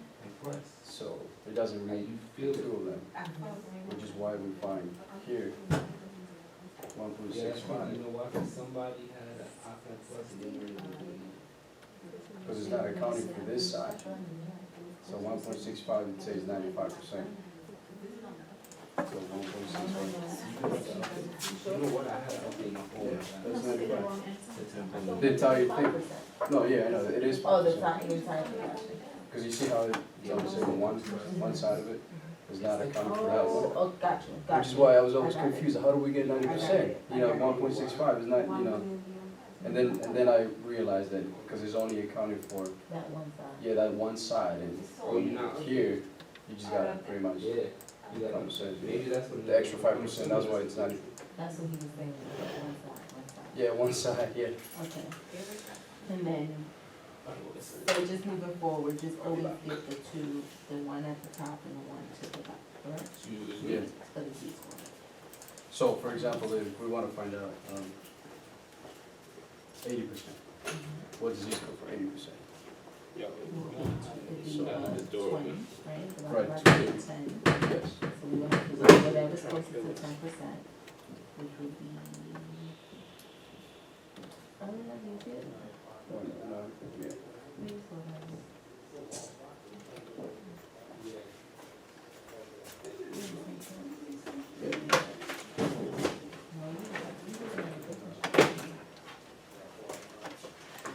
I think it's the same thing anyway. Okay, so, oh, right here, so it would be this one, right? The 0.0985, Yes. okay, so then the Z-score would be 1.29. Yeah. You're a genius. You get it? You get the, how to get the Z-score yet? Yes. You sure? Yeah. I just had to figure out, my decimal point was off and Oh. trying to work back, figure out how that happened. I need to take my quiz right after class. Yeah, me too. Can you see the quiz? I can't see it, it's trying to be like what I got, What you what I got? got wrong. Click your score. Click on your score and then. Andrew, Wow. you see the paper I posted? Is this class? Yeah. Oh. Oh, you did Is that? it in computers? Yeah, next up. Next door. I printed it up too, I'll show you. Can I have your paper for next time we stop? It was a trick question, that's nice. Huh. I had to You do, put everything together? it took me, just took me a little while. So hold up, I had to do an did you introduction get the and answer conclusion. right? Because you know, He's making it wrong by how you word it? yeah. Yeah, At least he you did the doesn't first get partial one. points. Wow. So he doesn't give it. So, I think everybody got that, I think we should give it a curve. that's what I did, was introduction. I had to read every single one of your paper, put it all together in there. This is Victor's question. You want together, but we're taking turns, so you've done already? Putting the paper together. I was like, hold up. That's economics. Oh, my computer's not working. Is it turned off by accident? Is it off? It's Yeah, it one says page like paper it's- from all of us. It's But not it's just connected, you because check the it's wires, like but I can touch every It's a wire. group, so everybody writes Is one it powered page. on? The This one is person actually needs to put it all powered on. Oh, together. yeah. So Victor put it- We're doing four, so Victor took the first one. Cause it was on and I Some- pressed next something week, by somebody else mistake. is gonna do- Put it together. And putting it together, you have to write, you have to do a cover, intro, abstract, sources, and a conclusion. And we have all lucky when we put it together. I think it's better if, like, are we gonna meet next Saturday? See, so for the next case, it's better if we, There it goes, coming up. we read That our was case before we come this Saturday. That's So IT Now, when we Next time you talk give a about problem, it, when I was What was your case, presentation? there were a lot of ideas, and you know, that once a every year, single idea was that twice a different. year. So we can all come together Take it and from say, hey, yesterday. we use those ideas for the next person to put it in together. For a case, you have to present an argument, say why you think that we can do that better. Yeah. This is the part, taking breaks, it's You not guys finished the just. second case already? I'm writing, I'm almost done. We just did that. Well, obviously, we can. Let's say. What's that quiz? When do we It's see given it? this one on Thursday. On Thursday, to take home. But it's a take home for the first. Yeah, okay.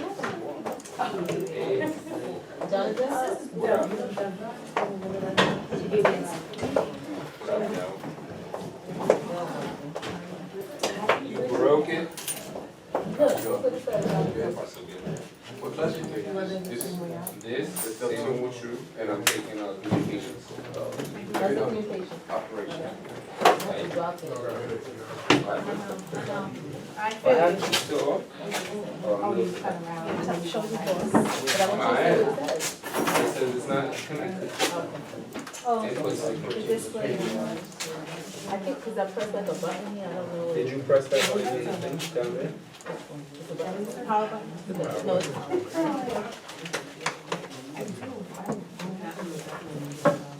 So, yeah, all these computers have the same problem. No, it's the cable. I don't know, like the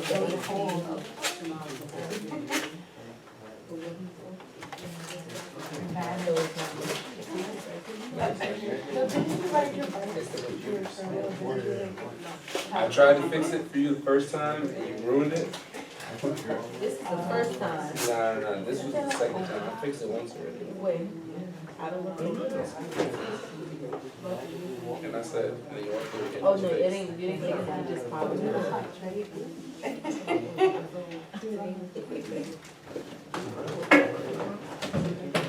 Yeah, Somewhere it has. I tried. Alright, that again, our argument? Yeah, but the thing about question one, Yes and no. Okay. This is actually the only class that we have mistakes on that there, so I'm not worried about it. And we got out, my Monday night section, we got out Oh. a bit early, but we're a little bit behind schedule. They're not as lively.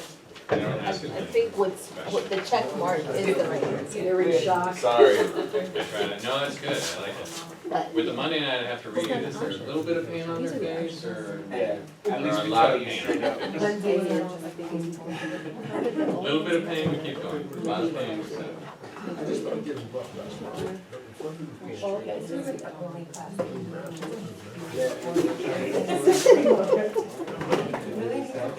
Well, yeah. Every other class. The other class, you like read the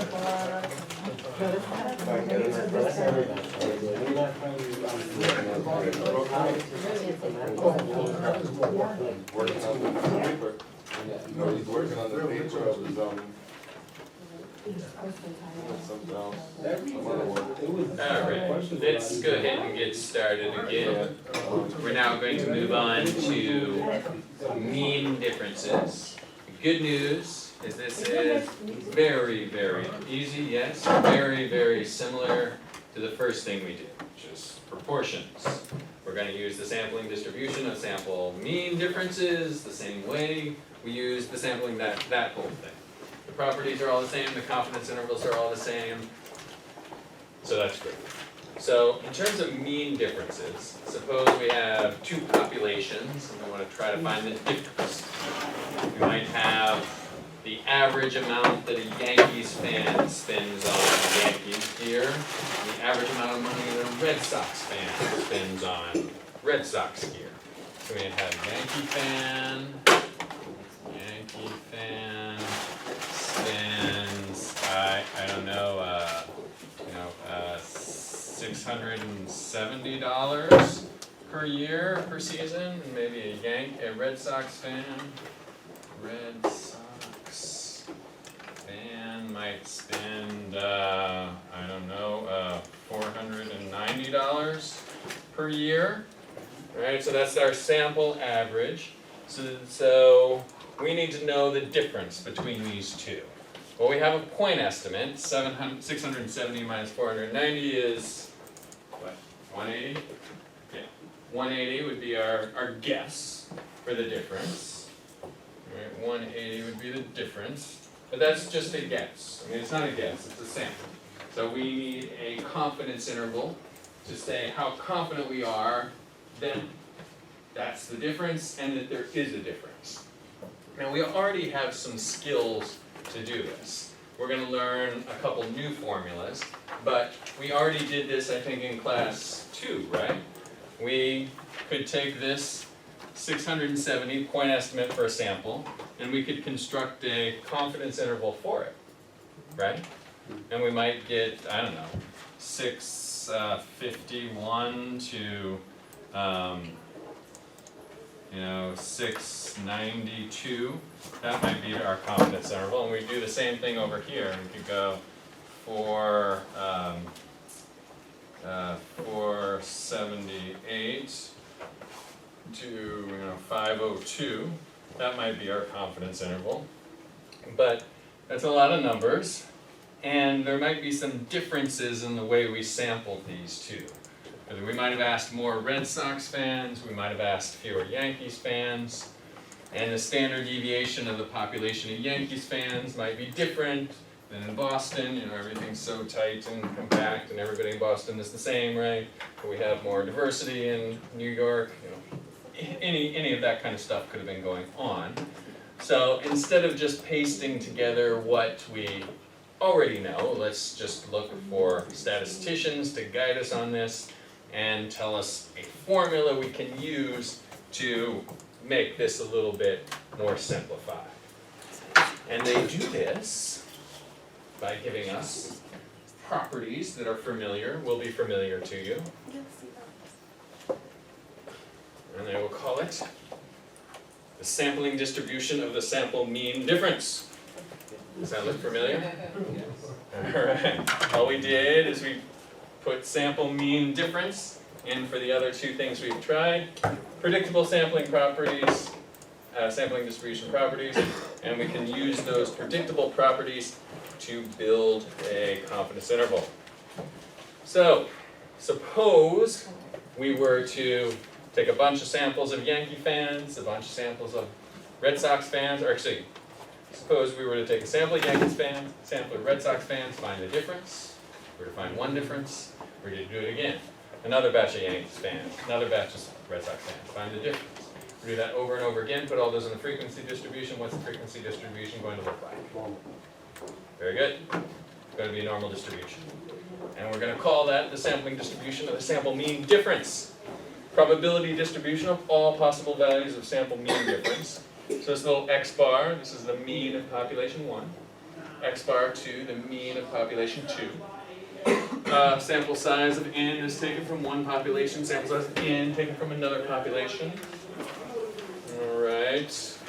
Now remember this little u figure? We call that the mean of the whole population, mu. Exactly. And the true difference between the two populations is mu1 minus mu2, just one minus the other, the difference between them. We're going to calculate a point estimate. Sample mean 1 minus sample mean 2. And again, we're going to do that 100 times, 1,000 times. We're going to put it on a frequency distribution and call it sampling distribution of sample mean difference. And that's going to be normal. And we're going to know each and every time we do it.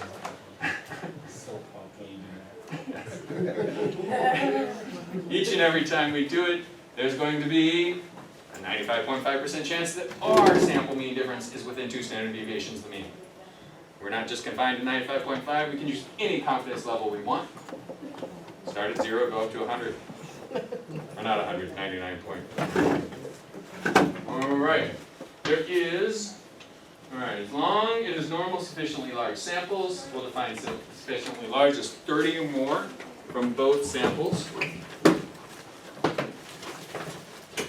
It's going to be centered around the population mean difference. So the mean of the sampling distribution of the sample mean difference is going to be the mean of that mean difference for the whole population. And that's what we'd expect. You know, we don't know the difference between how much Yankee fans and Red Sox fans spend on sporting gear, but God knows, and God knows exactly what that is. We are most likely going to hit that number. Sometimes you're going to be a little high, sometimes you're going to be a little low. And there's going to be a standard deviation. The more extreme edges of the standard deviation are going to be less likely because we're going to have a sample size. So the standard deviation of this sampling distribution, the sample mean difference, is going to be smaller than for the parent population. And we will use this formula to crank it out. Notice n, sample size population 1, sample size population 2 is in the denominator. So the larger those are, bigger number in the denominator makes this smaller. And this is population standard deviation. The bigger that dispersion is, the bigger this is going to be, the bigger that dispersion is, the bigger this is going to be. And we take the square root of the whole thing. So it gives our beautiful bell-shaped curve centered around mu1 minus mu2. Predictable standard error. That's what that means. That's what it means? And this one means. Oh yeah, this is the standard error. This is the standard error. Now you remember, I said we already have some tools to construct confidence intervals for each of these individually. Now we have a tool to construct a confidence interval once we combine them. And it's not that different than if we were to just guess and just paste together what we already know.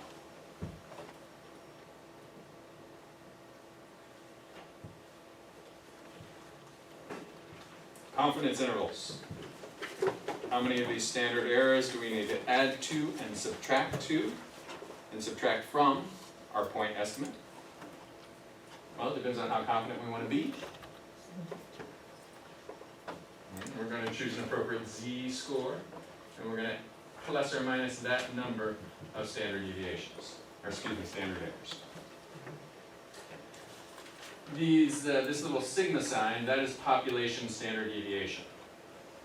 Now if you remember from our study in class 2 that if we do not know the population standard deviation, we have to use the sample standard deviation, which is going to be a little bit bigger, right, Miguel? Just to account for the fact that we don't know certain, account for the unknown. We also, in the case where we did not know population standard deviation for means, we used a t-table.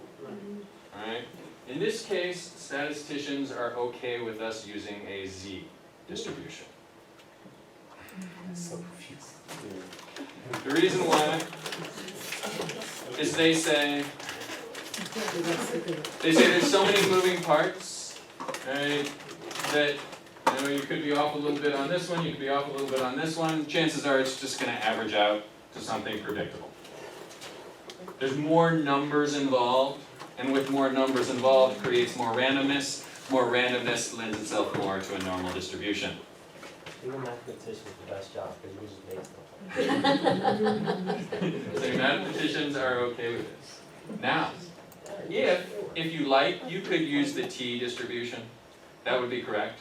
You could use that on any quiz, anything in the real world. I would say, oh, you want to be really, really accurate.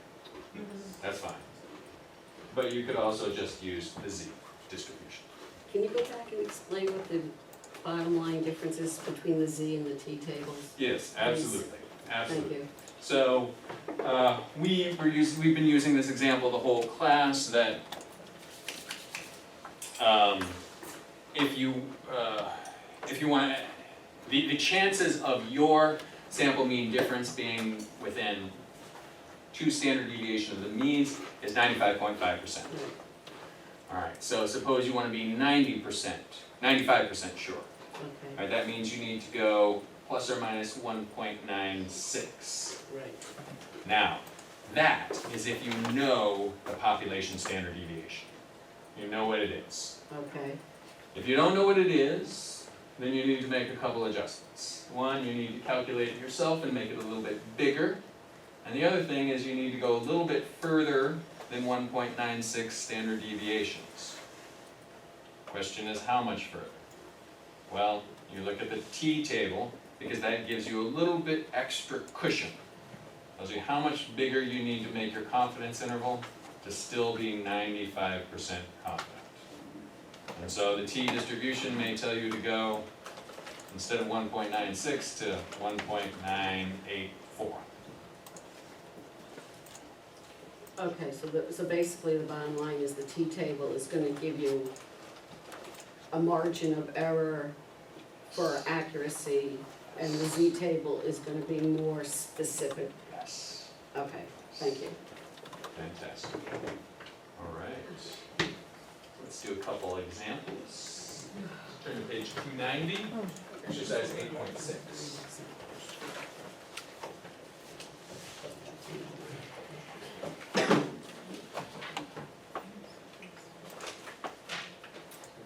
Oh, righty. Oh gosh, this one gives me a headache. Yeah. I don't wanna hear this. All right, well, it's just all these words at the beginning.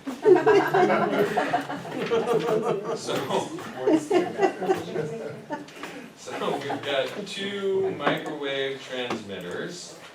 We've got design A and design B. All right, and we've got error rates for the two designs. All right, so we do a sample of 50 for design A,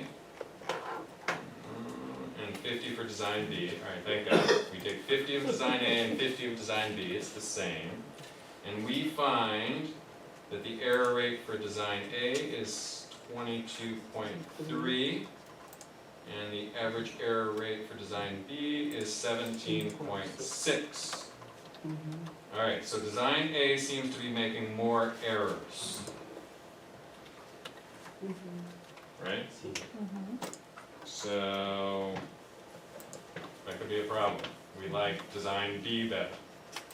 But can we really say we like design B better? Maybe there's a margin of error we need to account for, and the difference isn't as big as we think it is.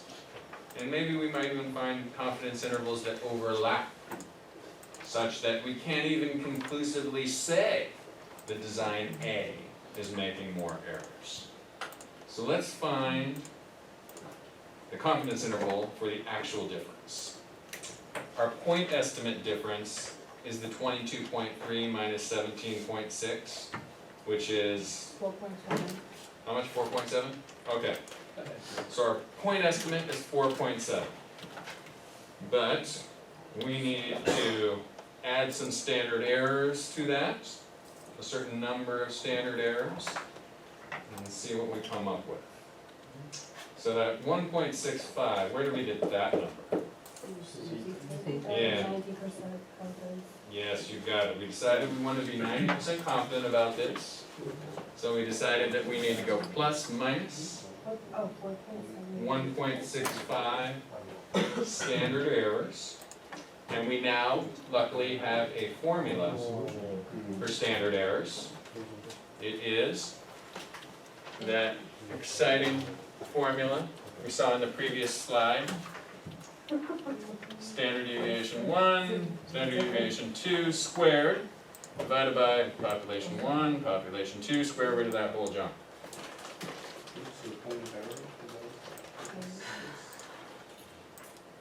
So,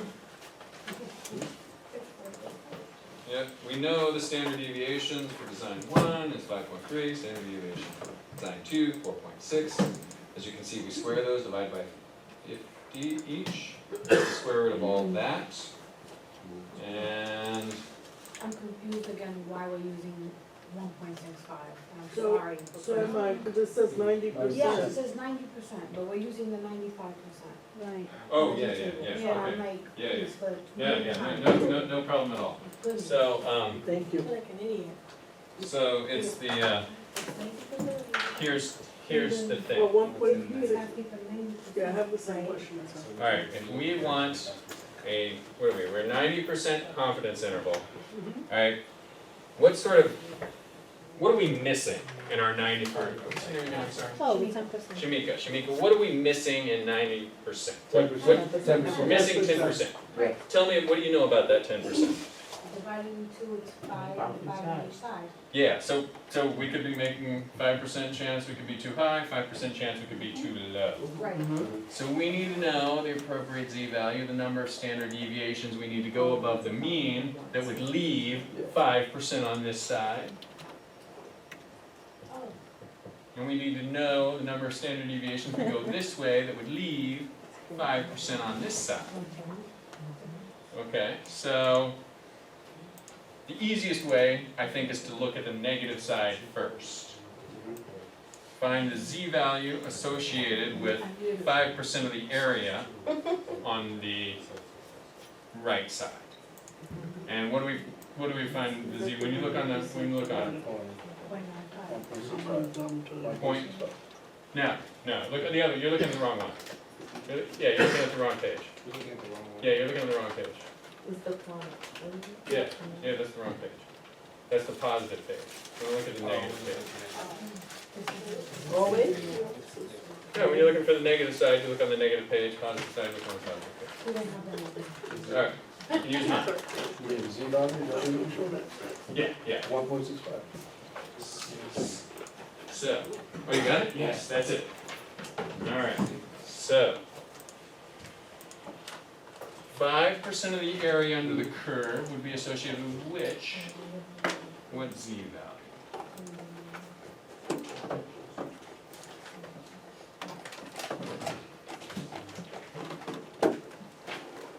So look in the middle of the table for 0.05. 1.64. Yes. And it's negative, right? Yes. Yes, so if we go 1.64 standard deviations to the left, we are going to cover all but 5% of the data.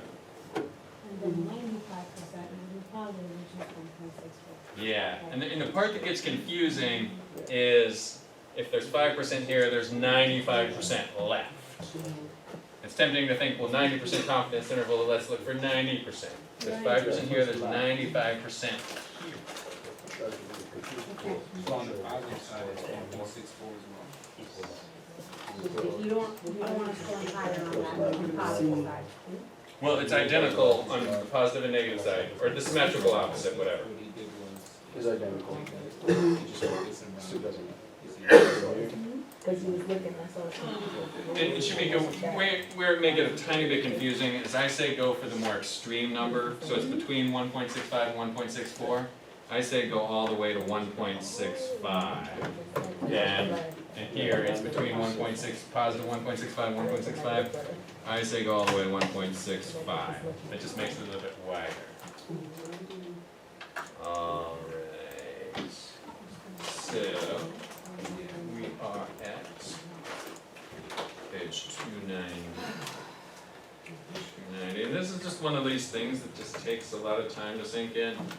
I've learned this several times. I learned this as an undergrad, I learned this as a grad student, I learned this when I was working in finance, and I learned this when I had to start teaching it. Every time I'm like, let me make sure I'm clear on this again.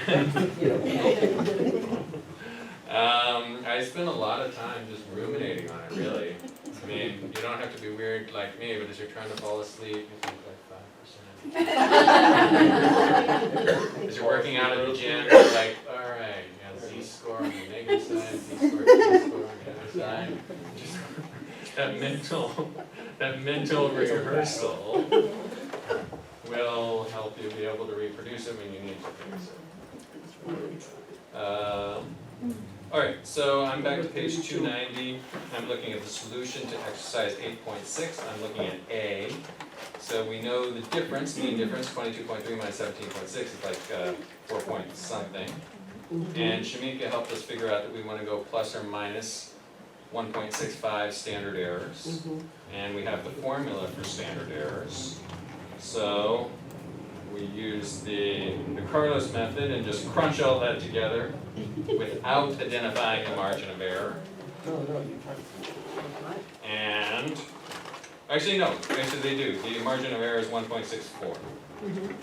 Yep, and so 4.7 plus 1.64, 4.7 minus 1.64, we can be 90% confident that the difference in error rates between 3.06 and 6.34.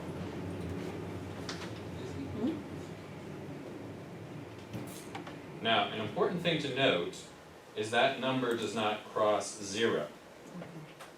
Right, it's between 3 and 6.34. 3.06, it's not between -1 and 5. If it were between -1 and 5, it would cross 0, and we could say we can't even be sure that there's any difference at all. Because the difference between them could be 0. Does that make sense? Which would mean what, that your information is right and there's no. It means we have no reason to say that there's any difference between the error rates. We can't be confident that there's any difference between them. The difference between them could be 0. So would there actually be problems like that, where you actually get a negative and you cross a 0? And then you, So then you would just say like, it's inconclusive? you could say it's inconclusive whether there's any difference between them. You could also still give me a confidence interval that would include a negative number on the lower side and a positive number on the positive side. Where did we get 1.64 from the start? Yeah, we multiplied 1.65 times that square root of. And that's what low was. Yeah, and it just happened to be one, that's kind of annoying, right? It just happened to be 1.64. Yeah, that's if I see the 2, I'm like, That's the margin of error. Yep, that is the margin of error. Okay, alright, let's do number 32 on this page. This is a good one. Take a look at number 32, try to work through that. And we'll come back together in about 4 minutes.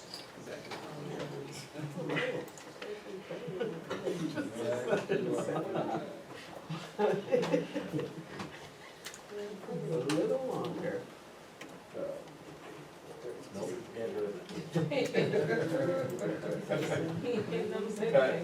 Time out.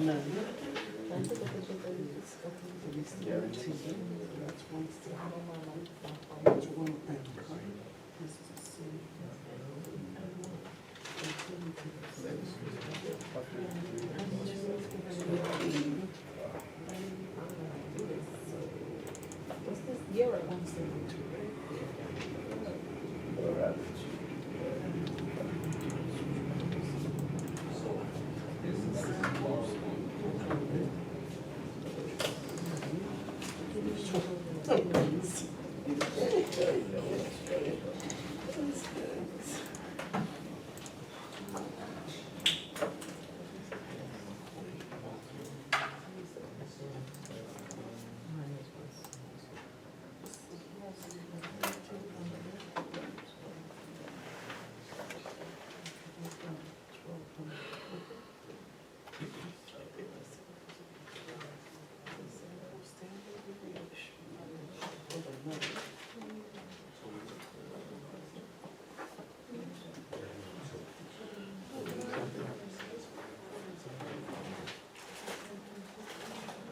Oh, it's not that, then that's the sum.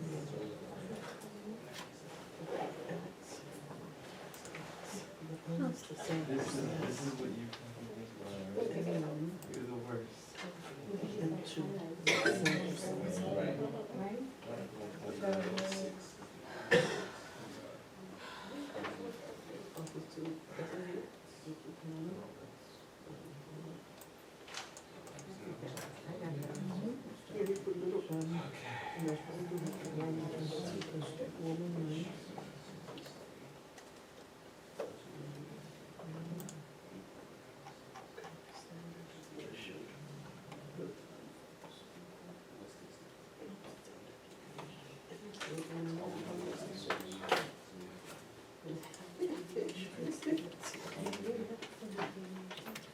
Who's the?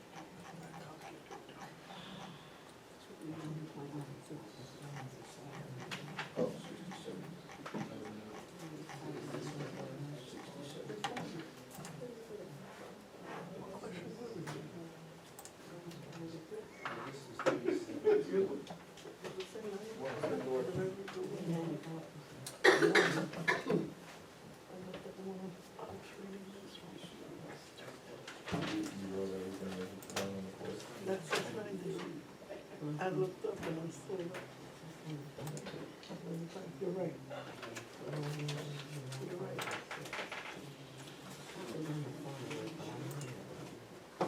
We know it's still up.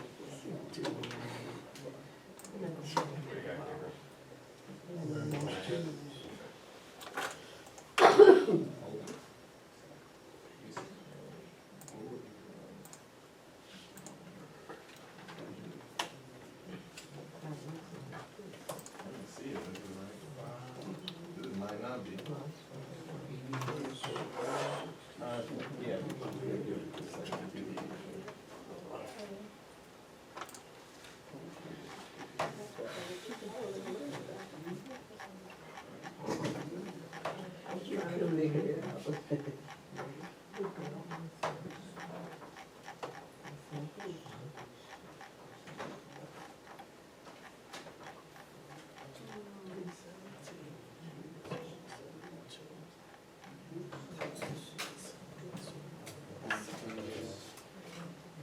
You get from standard error.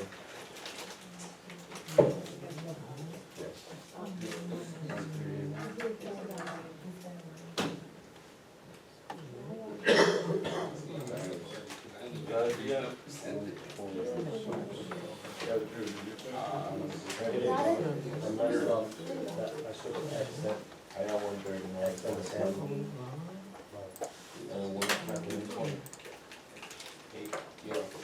No, I'm just gonna be honest. Alright, we ready to start? Let's do it. So this is a survey of Scottish workers trying to figure out the average salary among men and the average salary among women. And they were trying to find out what the difference was. They might have been trying to find out if they could conclusively say that there was in fact a difference. So they took a sample of 1,500 men, 1,200 women. The average salary among men was $317. Average salary among women was 172 pounds per week. What is their point estimate for the difference between men and women salary per week? Yes, that sounds right. All right. Switch hands here. 145. All right. Now, so do we just stop there and say that's the difference? No. All right. We need to find out the standard error. The great thing about the standard error is once we find that out, we know that it's normally, the sampling distribution of sample mean difference is normally distributed, so we know exactly how many standard errors we need to add to and subtract from the point estimate to get our desired confidence level. Our desired confidence level is what, 95? 95? Alright, so what's the z value we need? 1.96 plus minus. Alright, now let's do the standard error. So we take, this is 89 squared, right? 89 squared over 1,050 plus the sample standard deviation of women's salary, 67 squared divided by 1,200. The square root of that whole thing 3. is 3? That's it? Okay. 3? But I came up with 3. We get, who else? 3.003. 3.00 what? 3. 3.5, okay, 3, fantastic. Alrighty, so we need 1.96 of those in order to be 95% confident. So let's take our point estimate, 145 plus or minus 1.96 times 3.0035. Alright, and we call this, just to keep things straight, our margin of error. What do we get there?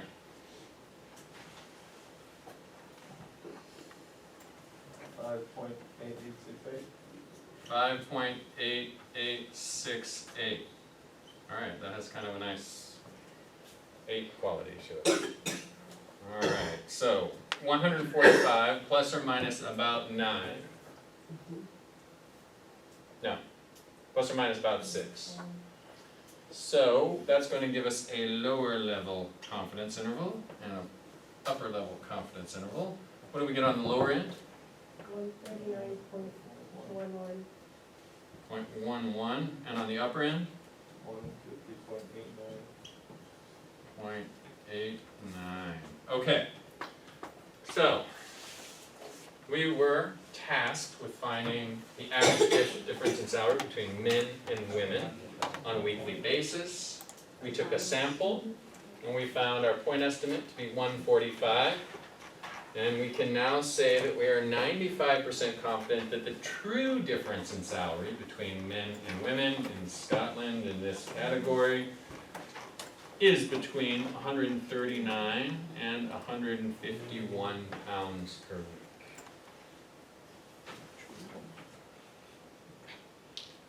Pretty big difference, right? Yeah, I mean, maybe when we looked at the 145 and said, oh, that's just a sample. Who knows? There could be a big margin of error there. But we found a relatively small margin of error. And we could say with 95% confidence that this is what the true difference is. And we could still have a pretty significant answer if we wanted to go further out. If we wanted to go like 99% confident. Do you want to do that? Just for fun. All we need to change for 99% confident is we change the z value. And I think it's 2.58 or something. 99% confidence would be 0.005 on the lower end. 98% confidence, is that? 999. Oh, yeah.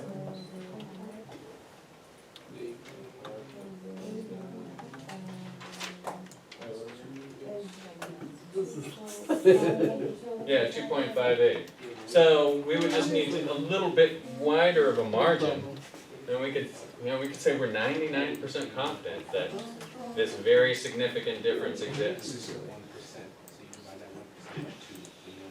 Yeah, this could be powerful. We could be 99% confident that a very significant difference exists between these two populations in terms of mean income. And that's the difference. Yeah. This is if we're just at 95%, we say we're 95% confident that the true difference between these two populations is 139.11, and between 139.11 and 150.89. So you're relaxed? And that's the difference in salaries, right? Yes, like weekly salary, right? Is it weekly salary? Yeah, average weekly. It's pretty huge, isn't it? Weekly salary. Alright. Let's leave that right in the middle of our slides. And there's more. And we're ready to move on to the last section? Yes. Alright. So, what if we want to do proportion differences? What if we say the proportion of men who support Donald Trump is, we think, 49. We think the proportion of women who support Donald Trump is 41%. Well, we want to find the difference between those. That would be 49 minus 41 would be 8%. Maybe we took a sample and we found an 8% difference. 8% more men support Donald Trump than women who support Donald Trump. We need to find a confidence interval associated with that.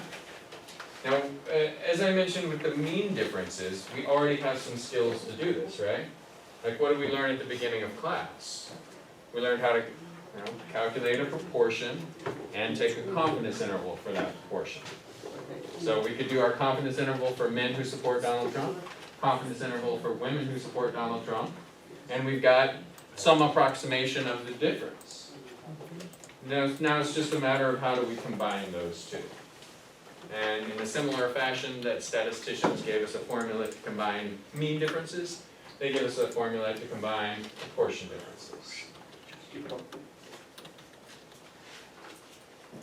Alright, so if we were to take proportion differences, sample a bunch of men who support Donald Trump, sample a bunch of women who support Donald Trump, let's find the difference. Alright, let's make a note of that. Let's do it again. A bunch of men, a bunch of women, do it again. Let's do that 10,000 times, put them on a frequency distribution. What does the distribution look like? And we're going to call it sampling distribution of the sample proportion difference, probability distribution of all values, all possible values of sample proportion difference. P1 minus P2, so proportion 1 minus proportion 2 is the difference. And sample size from one population, sample size from another population. Alright, remember this pi symbol, that's the population proportion. The P bar 1, P bar 2, that's our sample proportion. Okay, the difference between the two proportions in reality, populations, is pi 1 minus, population proportion 1 minus population proportion 2. And we're going to get a point estimate with our sample proportions. The shape of this distribution is going to be normal if we have a large enough sample size. And we're going to go back to this n times p bar greater than or equal to 5 concept that we talked about earlier. So the closer the proportion is to 50%, the smaller the sample size needs to be. If it's, say, 1%, then again, we need to talk to 100 people before we'd even expect one person to say yes. So we want to talk to at least 500 people. The mean of this sampling distribution of proportion differences is going to be the true population proportion difference. So of course, we would expect to hit it right on most frequently. Sometimes a little high, sometimes a little low. And there's going to be a standard deviation of this sampling distribution of the sample proportion differences. And it should look familiar. This is just some version of the standard deviation of proportion differences for one population, for another population. Add them together, take the square root. Yes, John? Zach, we did sample proportions before, and now we're doing population proportions? Okay, so the first thing we did was sampling distribution of sample proportions. Sampling distribution of sample proportions, Yeah, and then we did something in between that, which I won't say. okay. But now we're doing sampling distribution of sample proportion differences. Okay. So the first thing we did tonight was sampling distribution of sample proportions. Third thing we're doing tonight is sampling distribution of sample proportion differences. It's just the differences added on at the end. Can we just say difference between the two population? Yeah, that's what we're talking about. All right, this is going to come out to a beautiful normal distribution. The mean of this distribution is going to be the same as the difference of the two populations. The standard deviation is going to be this figure. And of course, it's going to have all those great predictable qualities. We're going to take a sample, and we're going to know that we have a 95.5% chance of being within 2 standard deviations of the center. We have a 68.3% chance of being within 1 standard deviation of the center. So we can use that to create confidence intervals. So this p bar 1 minus p bar 2, that's our sample proportion. So 49% men said they like Donald Trump, 41% women said they like Donald Trump, 49 minus 41 is 8. So that would be our point estimate for the difference. Plus or minus some number of standard errors. How many standard errors? Base that on our Z. How confident we want to be. We asked Donald Trump, how confident do you need to be about this? And he's like, yeah, 68.3, that sounds a little high. Maybe 20% confident.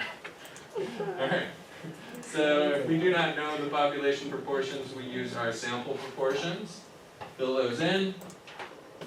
We can stay with Z, because if you recall, this standard deviation was based on the math of how close this proportion was to 50%. So statisticians are comfortable with using the Z distribution for that.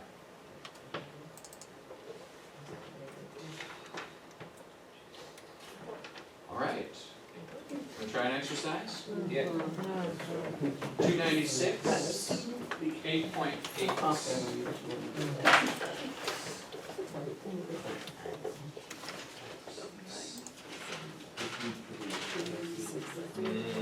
Okay, here we go. So we've got a survey. Actually, let's do it this way. Why don't we have you all work on this silently, or not silently, you can talk to your neighbor for a minute. And then like cover up the solution, like put your hand or something over A, B, and just try to think about how you would crank this out.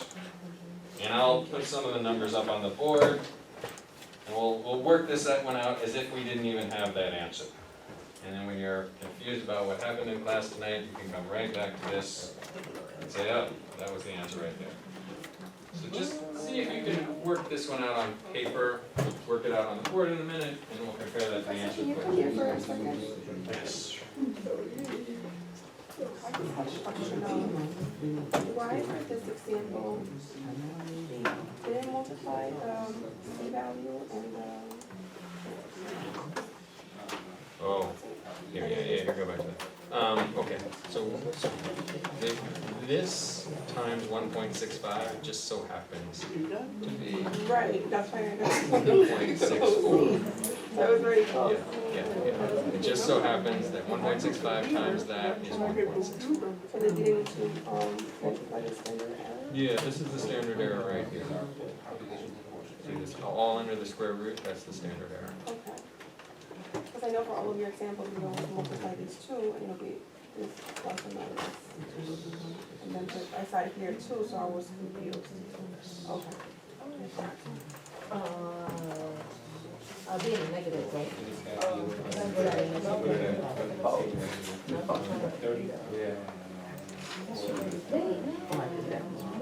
Oh, What sorry. is that?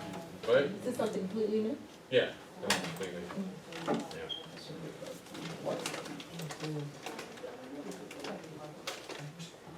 I don't know. I love how easy it is.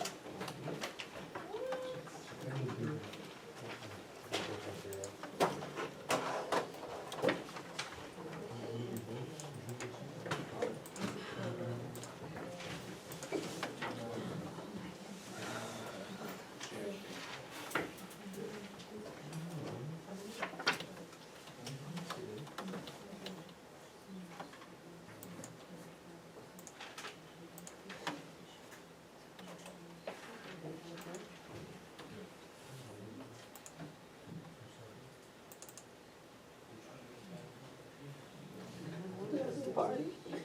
You have to write it out. That's where, that's where it's.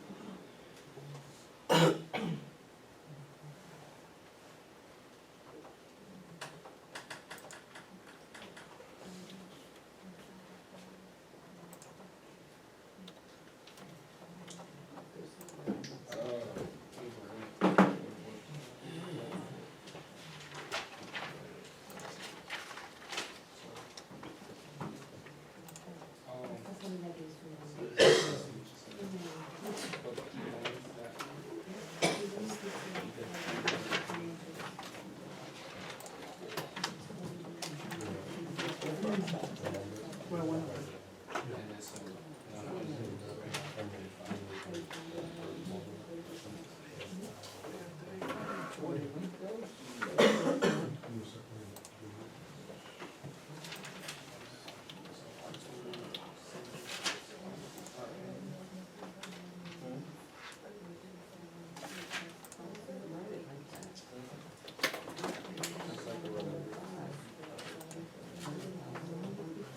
Oh, 'cause he's already doing.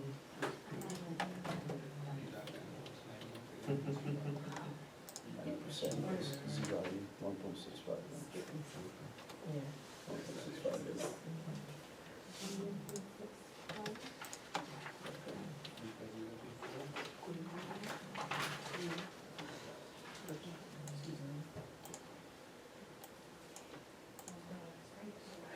It's all right, you still got it right though. You still got it right.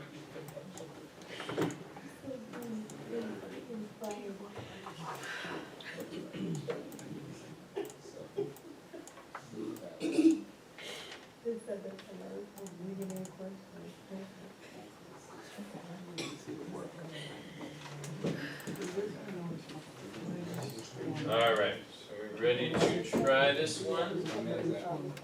All right, I will guide you. So this one interviewed flight attendants and asked them what was the reason why you joined or became a flight attendant. And there are two populations. There's a population of senior flight attendants, older, and a population of junior flight attendants, younger. And they asked them, both groups, the same question. What factor was most significant in you choosing to become a flight attendant? And 35% of the senior flight attendants said opportunity to travel, or a certain number of senior flight attendants said opportunity to travel, a certain number of junior flight attendants said opportunity to travel. Let's get those percentages before we talk further. So, out of the 100 senior flight attendants, 35 said opportunity to travel was the key reason they joined and became a flight attendant. So what percentage of senior flight attendants had opportunity to travel as the main reason? Yep, 0.35. All right, 40 out of the 150 junior flight attendants they asked said opportunity to travel was the key reason they joined. What percentage of junior flight attendants? 0.4, so 40%. All right, so let's get, 40? No, 0.26. that's over 150, not 100. Over 150. yeah, that's right, That's that's right. right, that's right. It's not 40. Oh, it's 111. Yep. 0.27. All right, yep, it is 0.27? Yes. Okay, so, let's get our point estimate for difference. All right, what's the difference in these two populations? Senior flight attendants versus junior flight attendants. So the senior flight attendants, 35% said opportunity to travel was the key reason. 27% of the junior flight attendants said opportunity to travel. So this is 0.35 minus 0.27 equals 0.08. All right, so there's an 8% difference. Talk to me about that. An 8% difference of what? 8% reasons why But there's one specific reason why they joined. So 8% more of 8% more of the senior flight attendants said opportunity to travel was the key reason. So we might be looking at this and we might say, oh, the older flight attendants, they were really keen on travel. The younger flight attendants, they wanted the money. Exactly. So that is our point estimate for the difference between these two populations. Now we don't stop there because we need a confidence interval. This is just a sample. We know it's going to be reasonably close. In fact, we know the percentage-wise how close it might be. So let's construct that confidence interval to find the true difference for the whole population of senior flight attendants versus the whole population of junior flight attendants. What it is, or what it could be. So let's do our z-value first. how many standard errors do we need to go plus or minus of this 8% to be, what do we ask for, 95% confident? 90. 90%. 90, okay, so what's the z-value we need? 1.65. 1.65 plus minus. Alright, now, the standard deviation of the sampling distribution of sample proportion differences, senior, junior,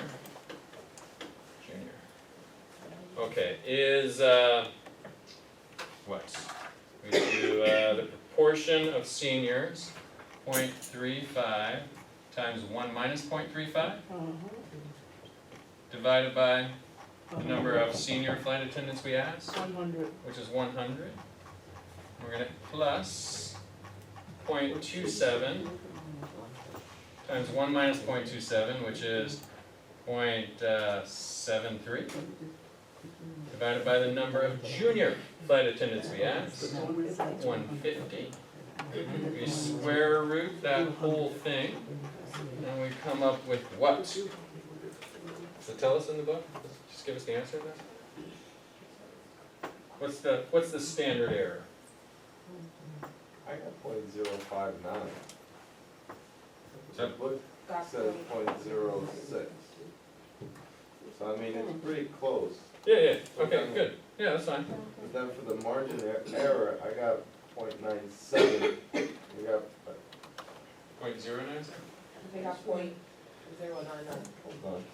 Yeah, I got 0.097. I Okay. got 0.0599. For what? For this? Would it be, would Yeah, that, would we you got round it up to 0.095, 0.059? 0.06. Will we round it off to 60? Yes, I mean, you keep it in your calculator till you're getting to the final answer, but just for purposes of our discussion, as long as you're close to this, we're on the right track. What we do next is we take our point estimate of 8%, and we need to add some margin of error, subtract our margin of error, and so let's do that. 0.08 plus minus 1.65 times 0.059. Alright, let's calculate this out, this margin of error, just to keep it straight in our head. What do we get for this margin of error? 0.0988. Okay, 0.0988. Okay, what percentage is that? 99. That's like close to 10%. 9.8. Yeah. And what's our point estimate for the difference? 8%. So the margin of error is bigger than the point estimate for the difference. So, yeah, so where do you think we're going with this? We're gonna get a negative. We're gonna get a negative, which means it's possible not only to, it's possible a smaller number of, it's possible that either the junior flight attendants or the senior flight attendants could have a higher preference for travel. Our point estimate came up with the older flight attendants value travel more. Our confidence interval is going to force us to say, well, maybe the older flight attendants value travel more, or maybe the younger flight attendants value travel more. We're not going to be able to conclusively say which one values it more at the 90% confidence level. Alright, so let's put these numbers in. What's our lower bound for confidence? Negative 0.01. Alright, and what's our upper bound for confidence?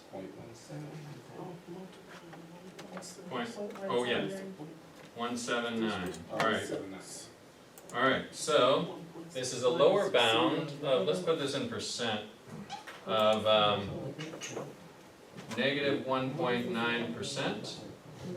Upper bound of 17.9%.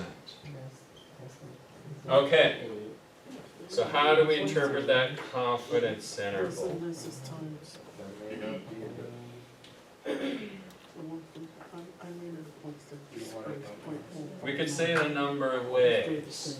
We could say our estimate for the population difference older flight attendants versus younger flight attendants is between, we're 90% confident, -1.9, which means the junior flight attendants are 1.9% higher, and 17.9%.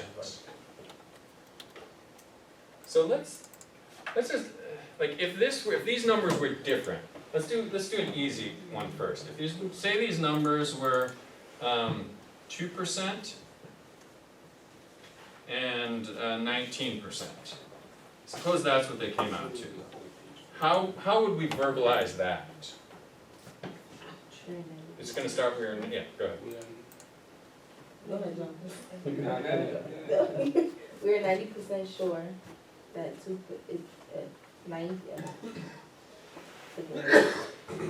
Between The 2% difference between- and 19% of the junior and senior flight attendants value travel more. Alright, you got, 19%?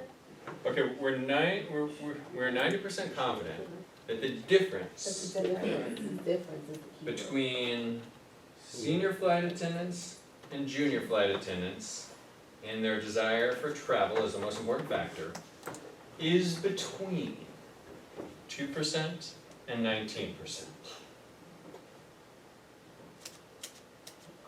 So it could be as low as 2%, could be as high as 19%. Could be as low as 2%. No, the whole thing. We are 90% I was confident. afraid that's what you were asking. 90% confident. We're 90% confident that the difference, Between junior and senior. somebody help me out here. We're 90% confident is the difference Flight between attendants is between 2% Value and senior and junior. Yeah, that's good, except we just need to throw in terms of their preference of travel travel. somewhere in that. Prefer to travel between 2 and 19%. So we are 90% confident that the difference between, no, 90% Junior, confident. senior and junior is between 2% and 19%. Yeah, we're 90% confident that the difference in preference for travel is the most important factor between senior and junior flight attendants is between 2% and 19%. In either case, senior flight attendants value it more.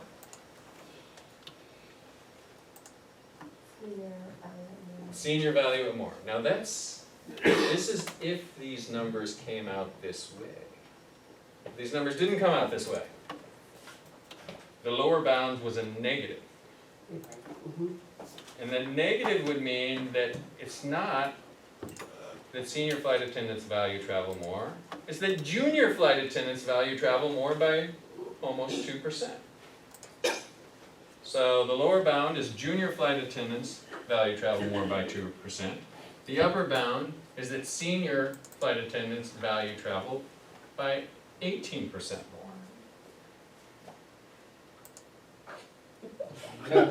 You'll see it. It looks like you're waiting for the fireworks. Wait, did they buy that? Yeah, really. Did they buy Let me that? just tell something wrong way. Why is the lower bound the junior? How do you know which end value and one and two?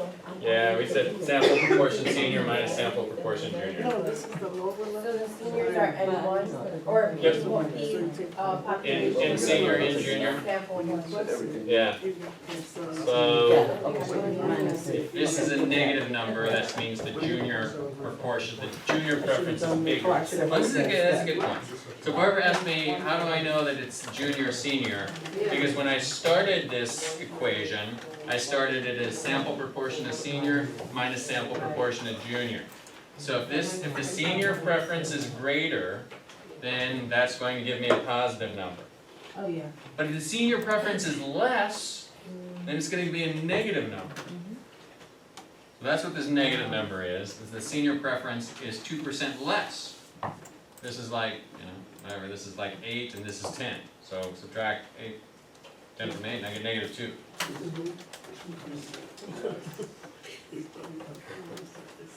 I'm just, how do you phrase this thing? I'm sorry. That's all I. Okay. You, So- you don't need to. We're 90% confident Sorry.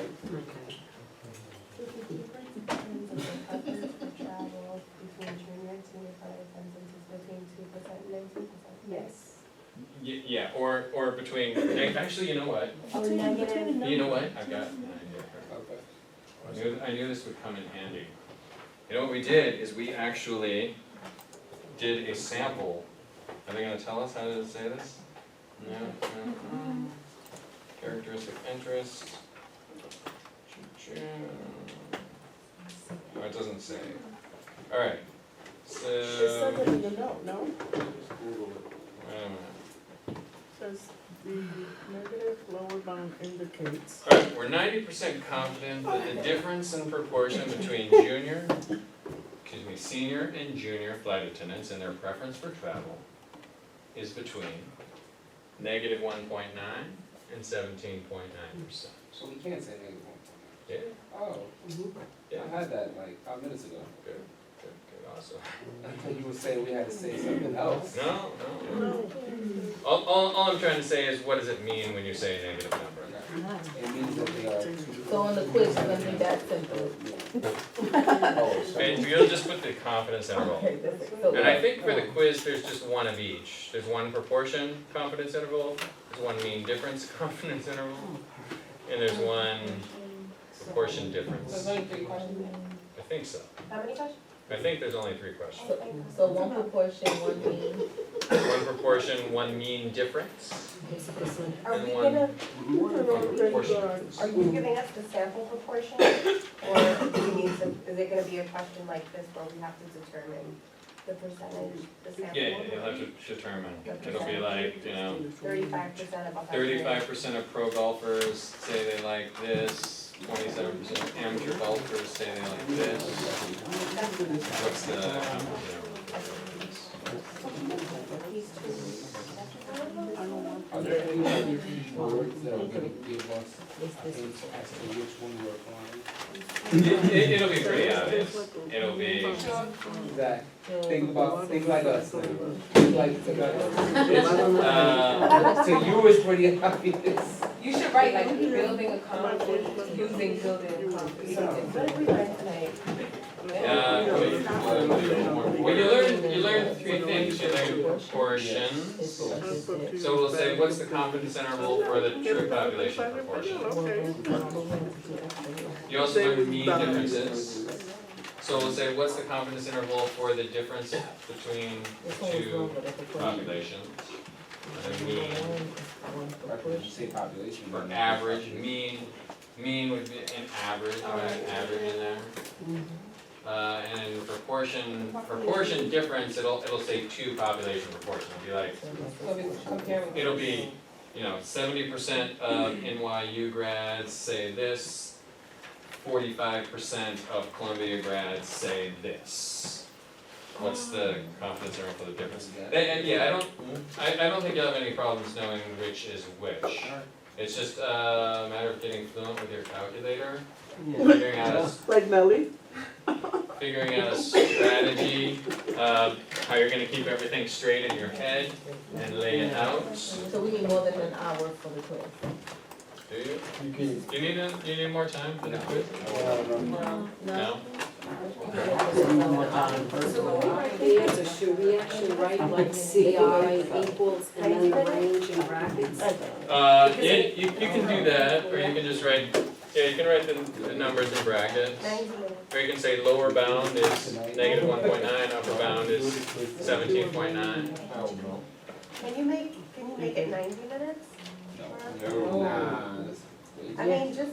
I mean, if you finish at 20, then you finish at 20. Yeah. I know guess it it's keeps just the, the thought of the clock ticking. This, I thought this is Working gonna take, quicker. So you could do 90 minutes, and anybody who finishes in 60 gets an extra That's- point. amazing. And that would be very fair. Deviation on I that. can't do that, I could do extra time, I guess the only disadvantage is, What happens when it runs out of time? is that it's, Oh, we it's wanna an keep exhibit. I wanna Yes. just keep integrity to the curve, I guess. Yeah. Because as we've We talked about, started at 60. as we talked about, the quizzes are the hardest things you're going to encounter in this class. And I The final. fielded a number of questions where people are all scared that they made a couple silly mistakes. I say, please don't worry about that, because everyone makes silly mistakes, and I'm gonna take that into account. If you still have that grade at the end of the quarter, which you won't, because you're gonna turn in on the Excel exercises for 100%, and the final is exactly like all the quiz questions. How much time is on the final? Finals 2.5 hours. Oh, really? 10 Oh my questions. God. Wait, how much? Yeah, 2.5 hours. It's 10 For questions? how many questions? Yes. 10. So, can we go over that multiple choice? Yes, yes. Okay. Alright, so we're gonna stay and go over the multiple choice, if you'd like to go over that, Yes. otherwise. Yeah, we gotta show this. Show you guys that. Oh, yeah, that one, yeah. Number Yes, one. yes, yes. The final is 10 questions. 2.5 hours, that's reasonable. Yeah. Yes, this is the multiple choice. We get 100 on the final. That'd be nice. That's my goal. I like the way you think. The whole time period, you know, 90% confident that it's gonna go, start gonna go, regardless to 5. That way you Well, know. that was on the Yeah, and is the final gonna be on Excel? No, Or handwritten? No, okay. Is the final gonna be a handwritten final or It's Excel? online, same thing. Okay, good. I'm doing everything on Excel this Me thing. too. So this is when I'm in class, but he knows, that's why he said, none of you do anything. I'm spastic with the calculator, but on the Excel, it's so easy. Alright, first of all, I write like a 4-year-old, so if I tried to write everything and use a calculator, I'd get lost. no, see, I do everything by hand. I need to see it, and I go through step by step by Probably be step. better for me that way, but like I said, I would lose everything because I write through a lot.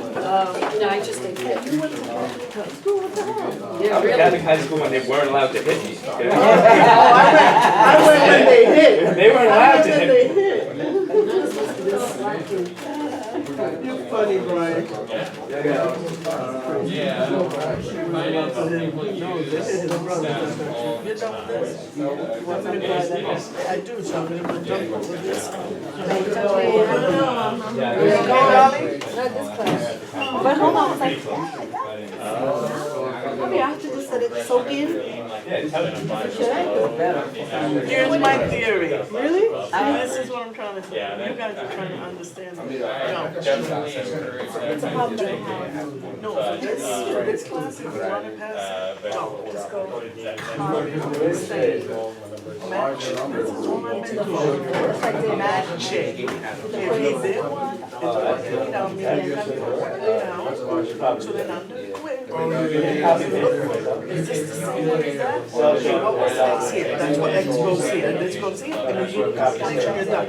Do not try to finish it, unless you do the research. Trust it. Yeah, I think that's the I'll do that. Oh, yeah, we don't have that. Have a good night. Alright, let me do. You tell me the time. Yeah, I did. You see it? Let me show you. Let me show you. Let me show you. Yeah, but yours was, no,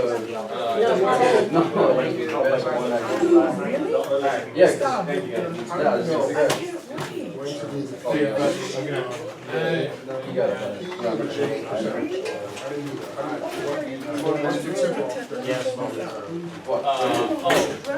They said 35 out of 100 senior credits, and they said 40 out of 150 junior credits. Let's do all of these questions. Struggle. Right there. Yeah, But we did well. yeah, P-bar is sample percentage, sample Ah, proportion. there's my copy, yeah, but it's in there. You can go to the blackboard. Yeah, download so it. proportion, it's, we can write it as a proportion or we can write it as a percent. Yeah, so this way you So go. proportion like 1 out of 5 would be 20%, Good night, Dina. or it'd be a proportion. That's this is what I did. Yeah. Then I leeway do we have? No, that's what, for the next time, we have to read it and come back and Wait, fix it. what? You gotta make sure you have introduction. You're right, because mine started. Because I actually, so I will read only 8 and 17.7. For an introduction. That looks good to me. That's, like, I mean, it's not that bad, but it's already. Well, how many people are you doing this? So, what can I say here? I know there's 2% left. One on each So, side. keep it in your calculator as close as you can, and You guys want, I'll do the whole thing. for percentages, I Think can't see about that. Can't see that. Percentages, I'm gonna go to She's for covering Covering her. her. Oh, so you did what I If said. it's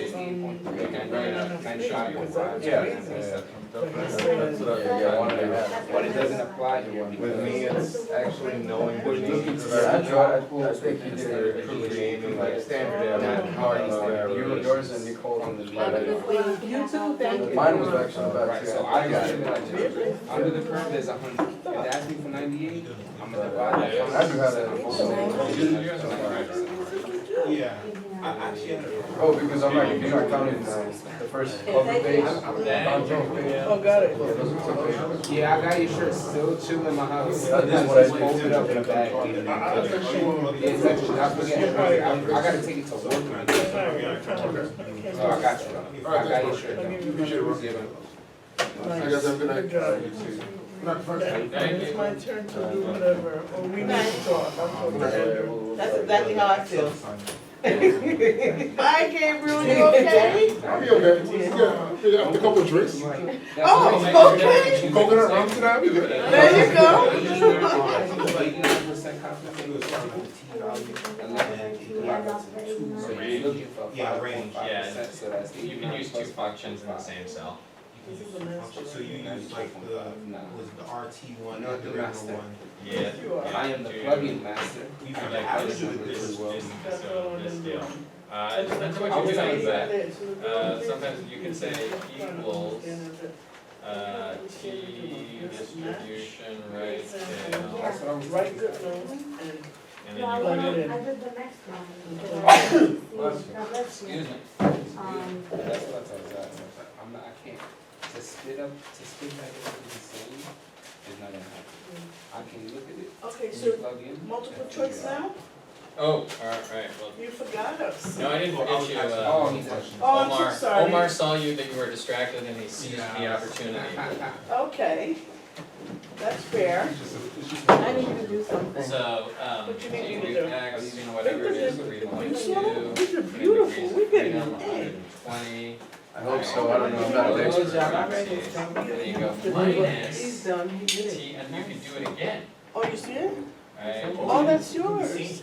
The same thing again in the So name. this is what you just said, he Yeah, has to and you're spend finding the time. difference. I know, Like, that's which true. one? The Yeah. abstract, which is the It introduction. takes, Who did the first question? He did everything. Oh, he did the Each whole one of thing. us has a case study. Oh my God, but did he copy mine? This is his. Wait, that's mine. Say a percentage. I did. That's mine. what's yours? I Percentage. swear to fucking God. That's yours? That's some of what I wrote, right? Well, everybody done right pretty much the Okay, same. good, so keep going. It's only Like, on- wait a minute, It's only a pages. how many pages you got? Six. They all gonna look pretty much the same. There's not a lot of new relevant information. Right now, people feel like serious. Yeah. Five, six. But now I'm scared because I think We got like 10 pages. Well, we got 8 did pages here. I gave you resources, you got Yeah, I the put that, resources, yeah. It's easier because it's the same person writing it all. so Oh, we wait, know. where's the top? Oh, I like the way Victor did our coverage. Nah, we topped you on that one. You know I'm competitive. I don't know. He followed the Victor instructions. That's all I followed the need him to- instructions That's too. all What I are you need trying him to to say? do. I'm not saying Victor, you anything. want a cookie? What Fancy cookies do from you Manhattan. got? Oh, sure, I'll take it. Last chocolate chip cookie? That one's chocolate chip. Chocolate chip. This is like raspberry or something. That's the Lindsay tart, the other one's a brownie. And the brownie. Can I have the brownie? Yeah. I ate one already. It was good, right? Alright, We're who wants to pigs. talk about this multiple choice? Yeah, why got E and not But it was, we can be 95% confident. Here, come around closer if you wanna talk about this. What happened? Come closer. Come closer, got it. Come closer. Pull up a chair. Did some people not take the quiz yet? No, I took a quiz, I don't wanna yell over them. Okay. So, Alright, so you, before every order is shipped, you test the sample of finished units, you select a random sample, recently completed order, and you find the sample average breaking strength to be 814 pounds. From the sample, go ahead. so before you go Yeah. any further, Yes. I definitely found this in chapter 7, Mm-hmm. right? After I feel that I got it wrong, right? But, so here's my argument. Okay. Am I not correct to say that both of these are true?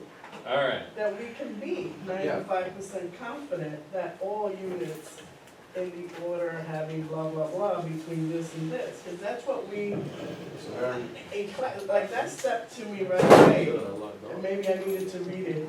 yeah. More. So, alright, well, this is difficult, Okay. understandable. And that, But this And I'm answer, only happy that you only took 1 point, but I'm trying to fight for half a point here. this answer One point, is incorrect. Okay. Because what we're doing when we take the sample and find it to be 814 is we find the sample average breaking strength. All we can determine is the average. And we know that our average, 95% of the time, we're going to get within one standard deviation, or whatever, 1.9, whatever that margin of error Gotcha. is. That's what we're going to get for the average. We don't know anything about the whole population. And this is asking about the whole population. All units in the order have the average breaking strength. This So the would be, keyword was, so the keyword there was, All. was sample average breaking strength from the question, Yeah, sample average. Sample, right, the Average is, population. average is really the key word. average. well, it's all about the sampling distribution of the sample mean and thinking about that. And so, Standard error. yeah, the key here is that we're just looking for the average, the middle. And we don't know, like, this population could be skewed. It could be, you remember how we can take samples from any type of population, skewed, bimodal, triangular, uniform, whatever that is, and we will produce a normal distribution of sample means. And that's what this is testing us. We repeat this through, a number of times, 95% of the time. This is another way of saying this is 95% of the time we're gonna be within this standard error. It's that 95.5% of the time we're gonna be within 2 standard deviations of that sampling distribution mean. And then the other key point is what I just said, is that we don't know anything about the true population. It could be bimodal, it could be skewed. We lose all of that information when we take samples. When we're just looking for the sample mean.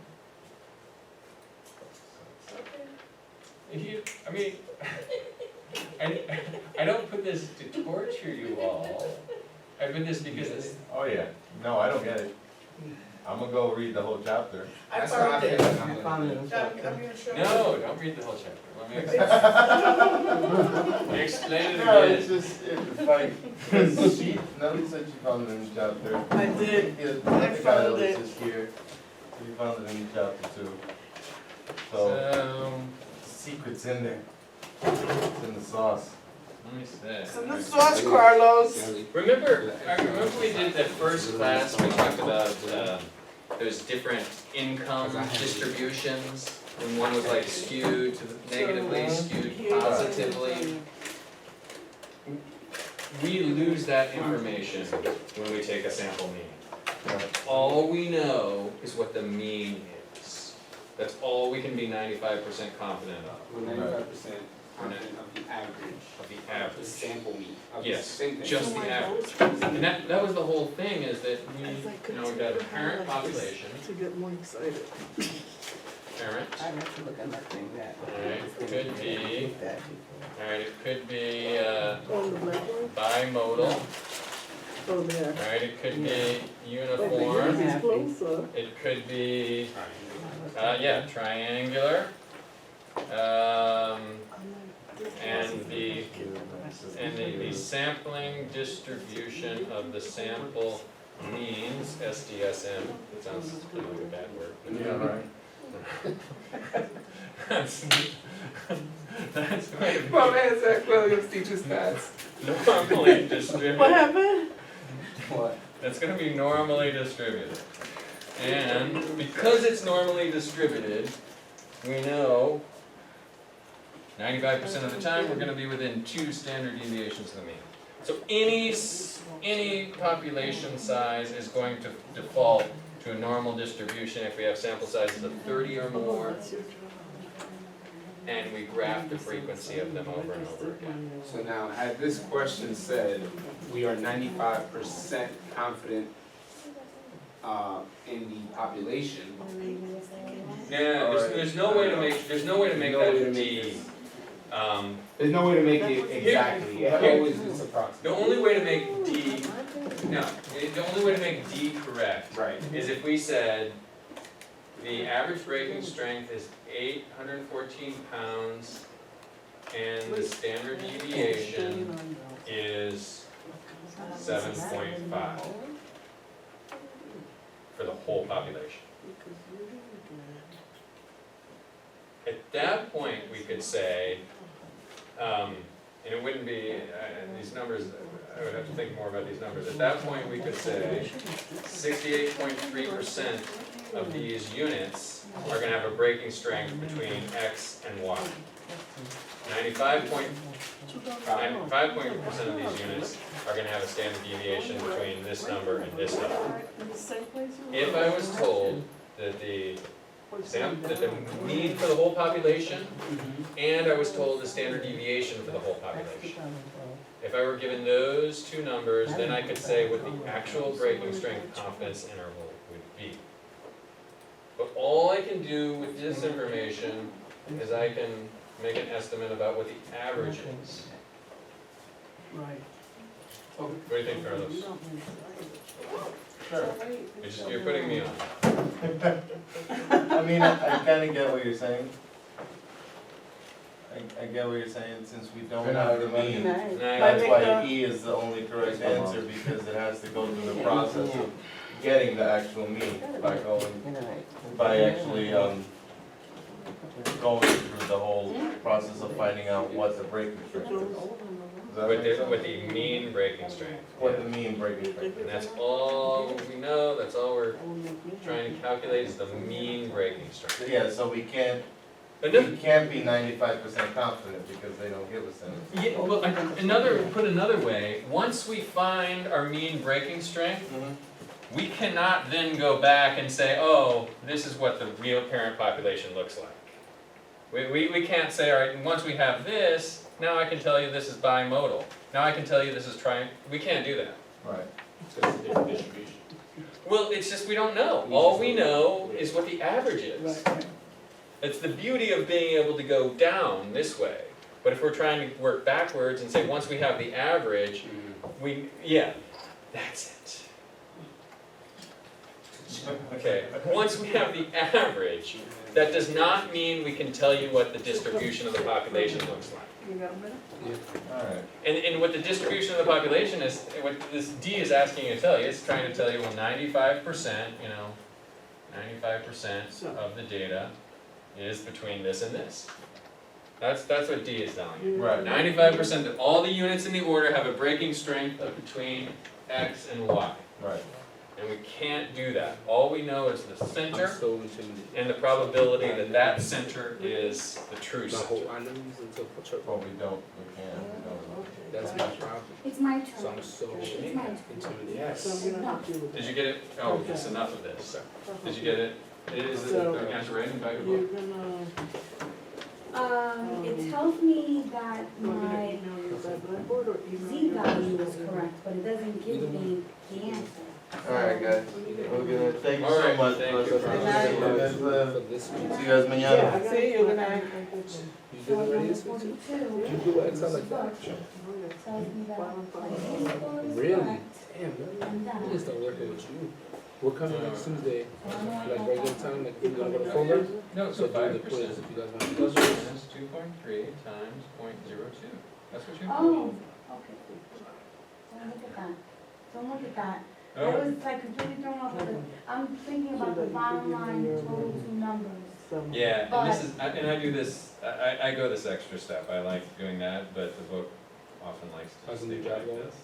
It's going, it's a Yeah. little different, but, you know, it's all right, can't complain, paying the bills. Alright. That's good. Now we know use what it. we're Okay, so, Yeah, and I haven't encountered, but if you left it like this on the quiz, I would probably do it for it. Okay, so this is the difference between two Probably not. population okay. proportions, right? So these That's are, I'm sorry, and, Yeah, that's right.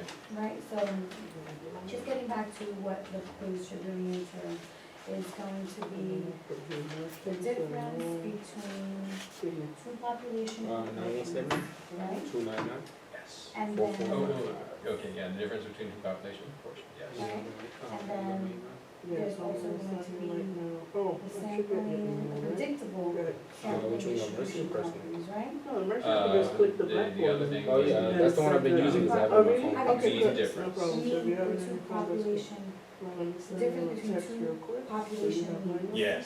That's my name is Difference between Dexter. two population means, which I got down pat, and then the difference It's between two 946, population it's proportions. Wait, the thing you're not mentioning is the population proportion. I'm not mentioning the difference between two populations. Just one population. That was the first thing Yeah, that that we was the did. first thing we did, just one population. Yeah. So let's figure out what the population of Mercy students who work full-time is, and let's get a confidence interval. Did we do an example of I that? have no service in here. Here, Yep. Really? yes, okay, Yep. and I have that. I have that. You see, I'm really prepared today. Yeah, awesome. I think this was like the resistors, the technology resistors, 9%. And let's get a Yeah, confidence walking. interval for that I have 9%. service on that side. Alright, and these are obviously Oh, more you're the difficult, so as long as I have the more difficult, I should, Yeah. no problem Yeah. with You're finding the best. the Because one really, I'm just population mean, right? This is how I feel looking at it. One population mean was But I have to last tell you. class, right? Well, One proportion. The one yesterday? No, it's not proportion mean, it's just proportion. Proportion and mean are different. population proportion. Yes, EP, population proportion. you can also throw percentage of population proportion, same as percentage. So when you open it yourself, Percentage, yes, EP. that's what it is. it's like Okay, amazing that's what my- you can do. Is that my fan, my sports? And Yep, all you do is Okay. follow exactly what this box says. okay, I got it, I got it. Then you follow Awesome. this If I could just get one, For that. because I And it's keep the waiting same for the for quiz. both weeks. Then do the homework. every, Why? We do the homework to practice. So I just need to take the time aside to actually just read all you, of it. that's what you're gonna do, I know, that's what you're gonna do. No, So, exactly. the homework in the When I syllabus. did Where's the syllabus? Do you have the syllabus? Yeah, I have the syllabus. this one, I have This the You use is Excel in your assignment job a number lot too? I used to in my previous job, I used to do budgets. I wouldn't even So do we this. used I to do could what? like, Look, So, here we are. Yeah. whatever, we This is class I'm not a whiz at it, the person three, so I would do the. who was our these director of exercises. operations, This he exercise. does pivotal Yeah, tables it's and not too many. everything, we would It's ask one, him two, like three, questions. 4, 5, 6, But I like playing with it, so that, and I go to the help and I'll say like, how do I do this, and then follow what they Oh, and the help say. tells you to? Yeah. Oh, I need to You start can messing with, I need to start messing with Excel. You'll see it later, so, But so this one was the first one. No, When you don't have to I submit got them, this but- Excel, one, but the these are first good one, to- which to happened practice, five and right? six, there was And I one will of tell you, those. students So that was have my told me first that time, the quiz I is didn't easy know, compared to the homework. and I had, So I've once you get used the homework, formulas before, but I you're never on the knew quiz. that it has Okay. statistics in the formula, Alright. but they have the So bio, practice these. I don't know, that's why I don't know these calculations, that's why we left with them. Sure, Using Yeah. Excel, you That's know, where I because drive myself everything, insane. Oh my god. you But I'm just gonna work plug on the that. number. Yeah, can you make And it friends does with someone who has the It- So phone? all of these. I just, whatever, if somebody print this point. In class, Bible, I know, I would fail. Undergrad, that's how I I did know, it. okay. And I passed unfortunately, my in the back undergrad is where it has all the good stuff, like the Z table, D. T I was table, like, and thank the you. The Lord, that's all that matters, right, that you Definitely, passed it, that's all I I can another take. $5, So but I'll yes, get this that. is pretty, Thank you so Okay. much, You betcha. sorry. but I was like, everything's set up already. I prefer the Excel than the calculator. Yeah. So like this, the binomial probability, everybody's doing like this, it is like click 3 things, and all of these got done. Damn, girl. Zach, I'm not gonna lie, today's class was tough. Alright, maybe I didn't explain it well. And I mean, I thought didn't- the opposite. I was Today's better class- today. No, today's class, here, you were stressed today. I think that's what it was. Maybe I was Yeah, just, yeah. maybe I was just tired You're today. tired. You know. Today's Better than class I've was done the so build far. on, it's exactly the same stuff, you It just is. added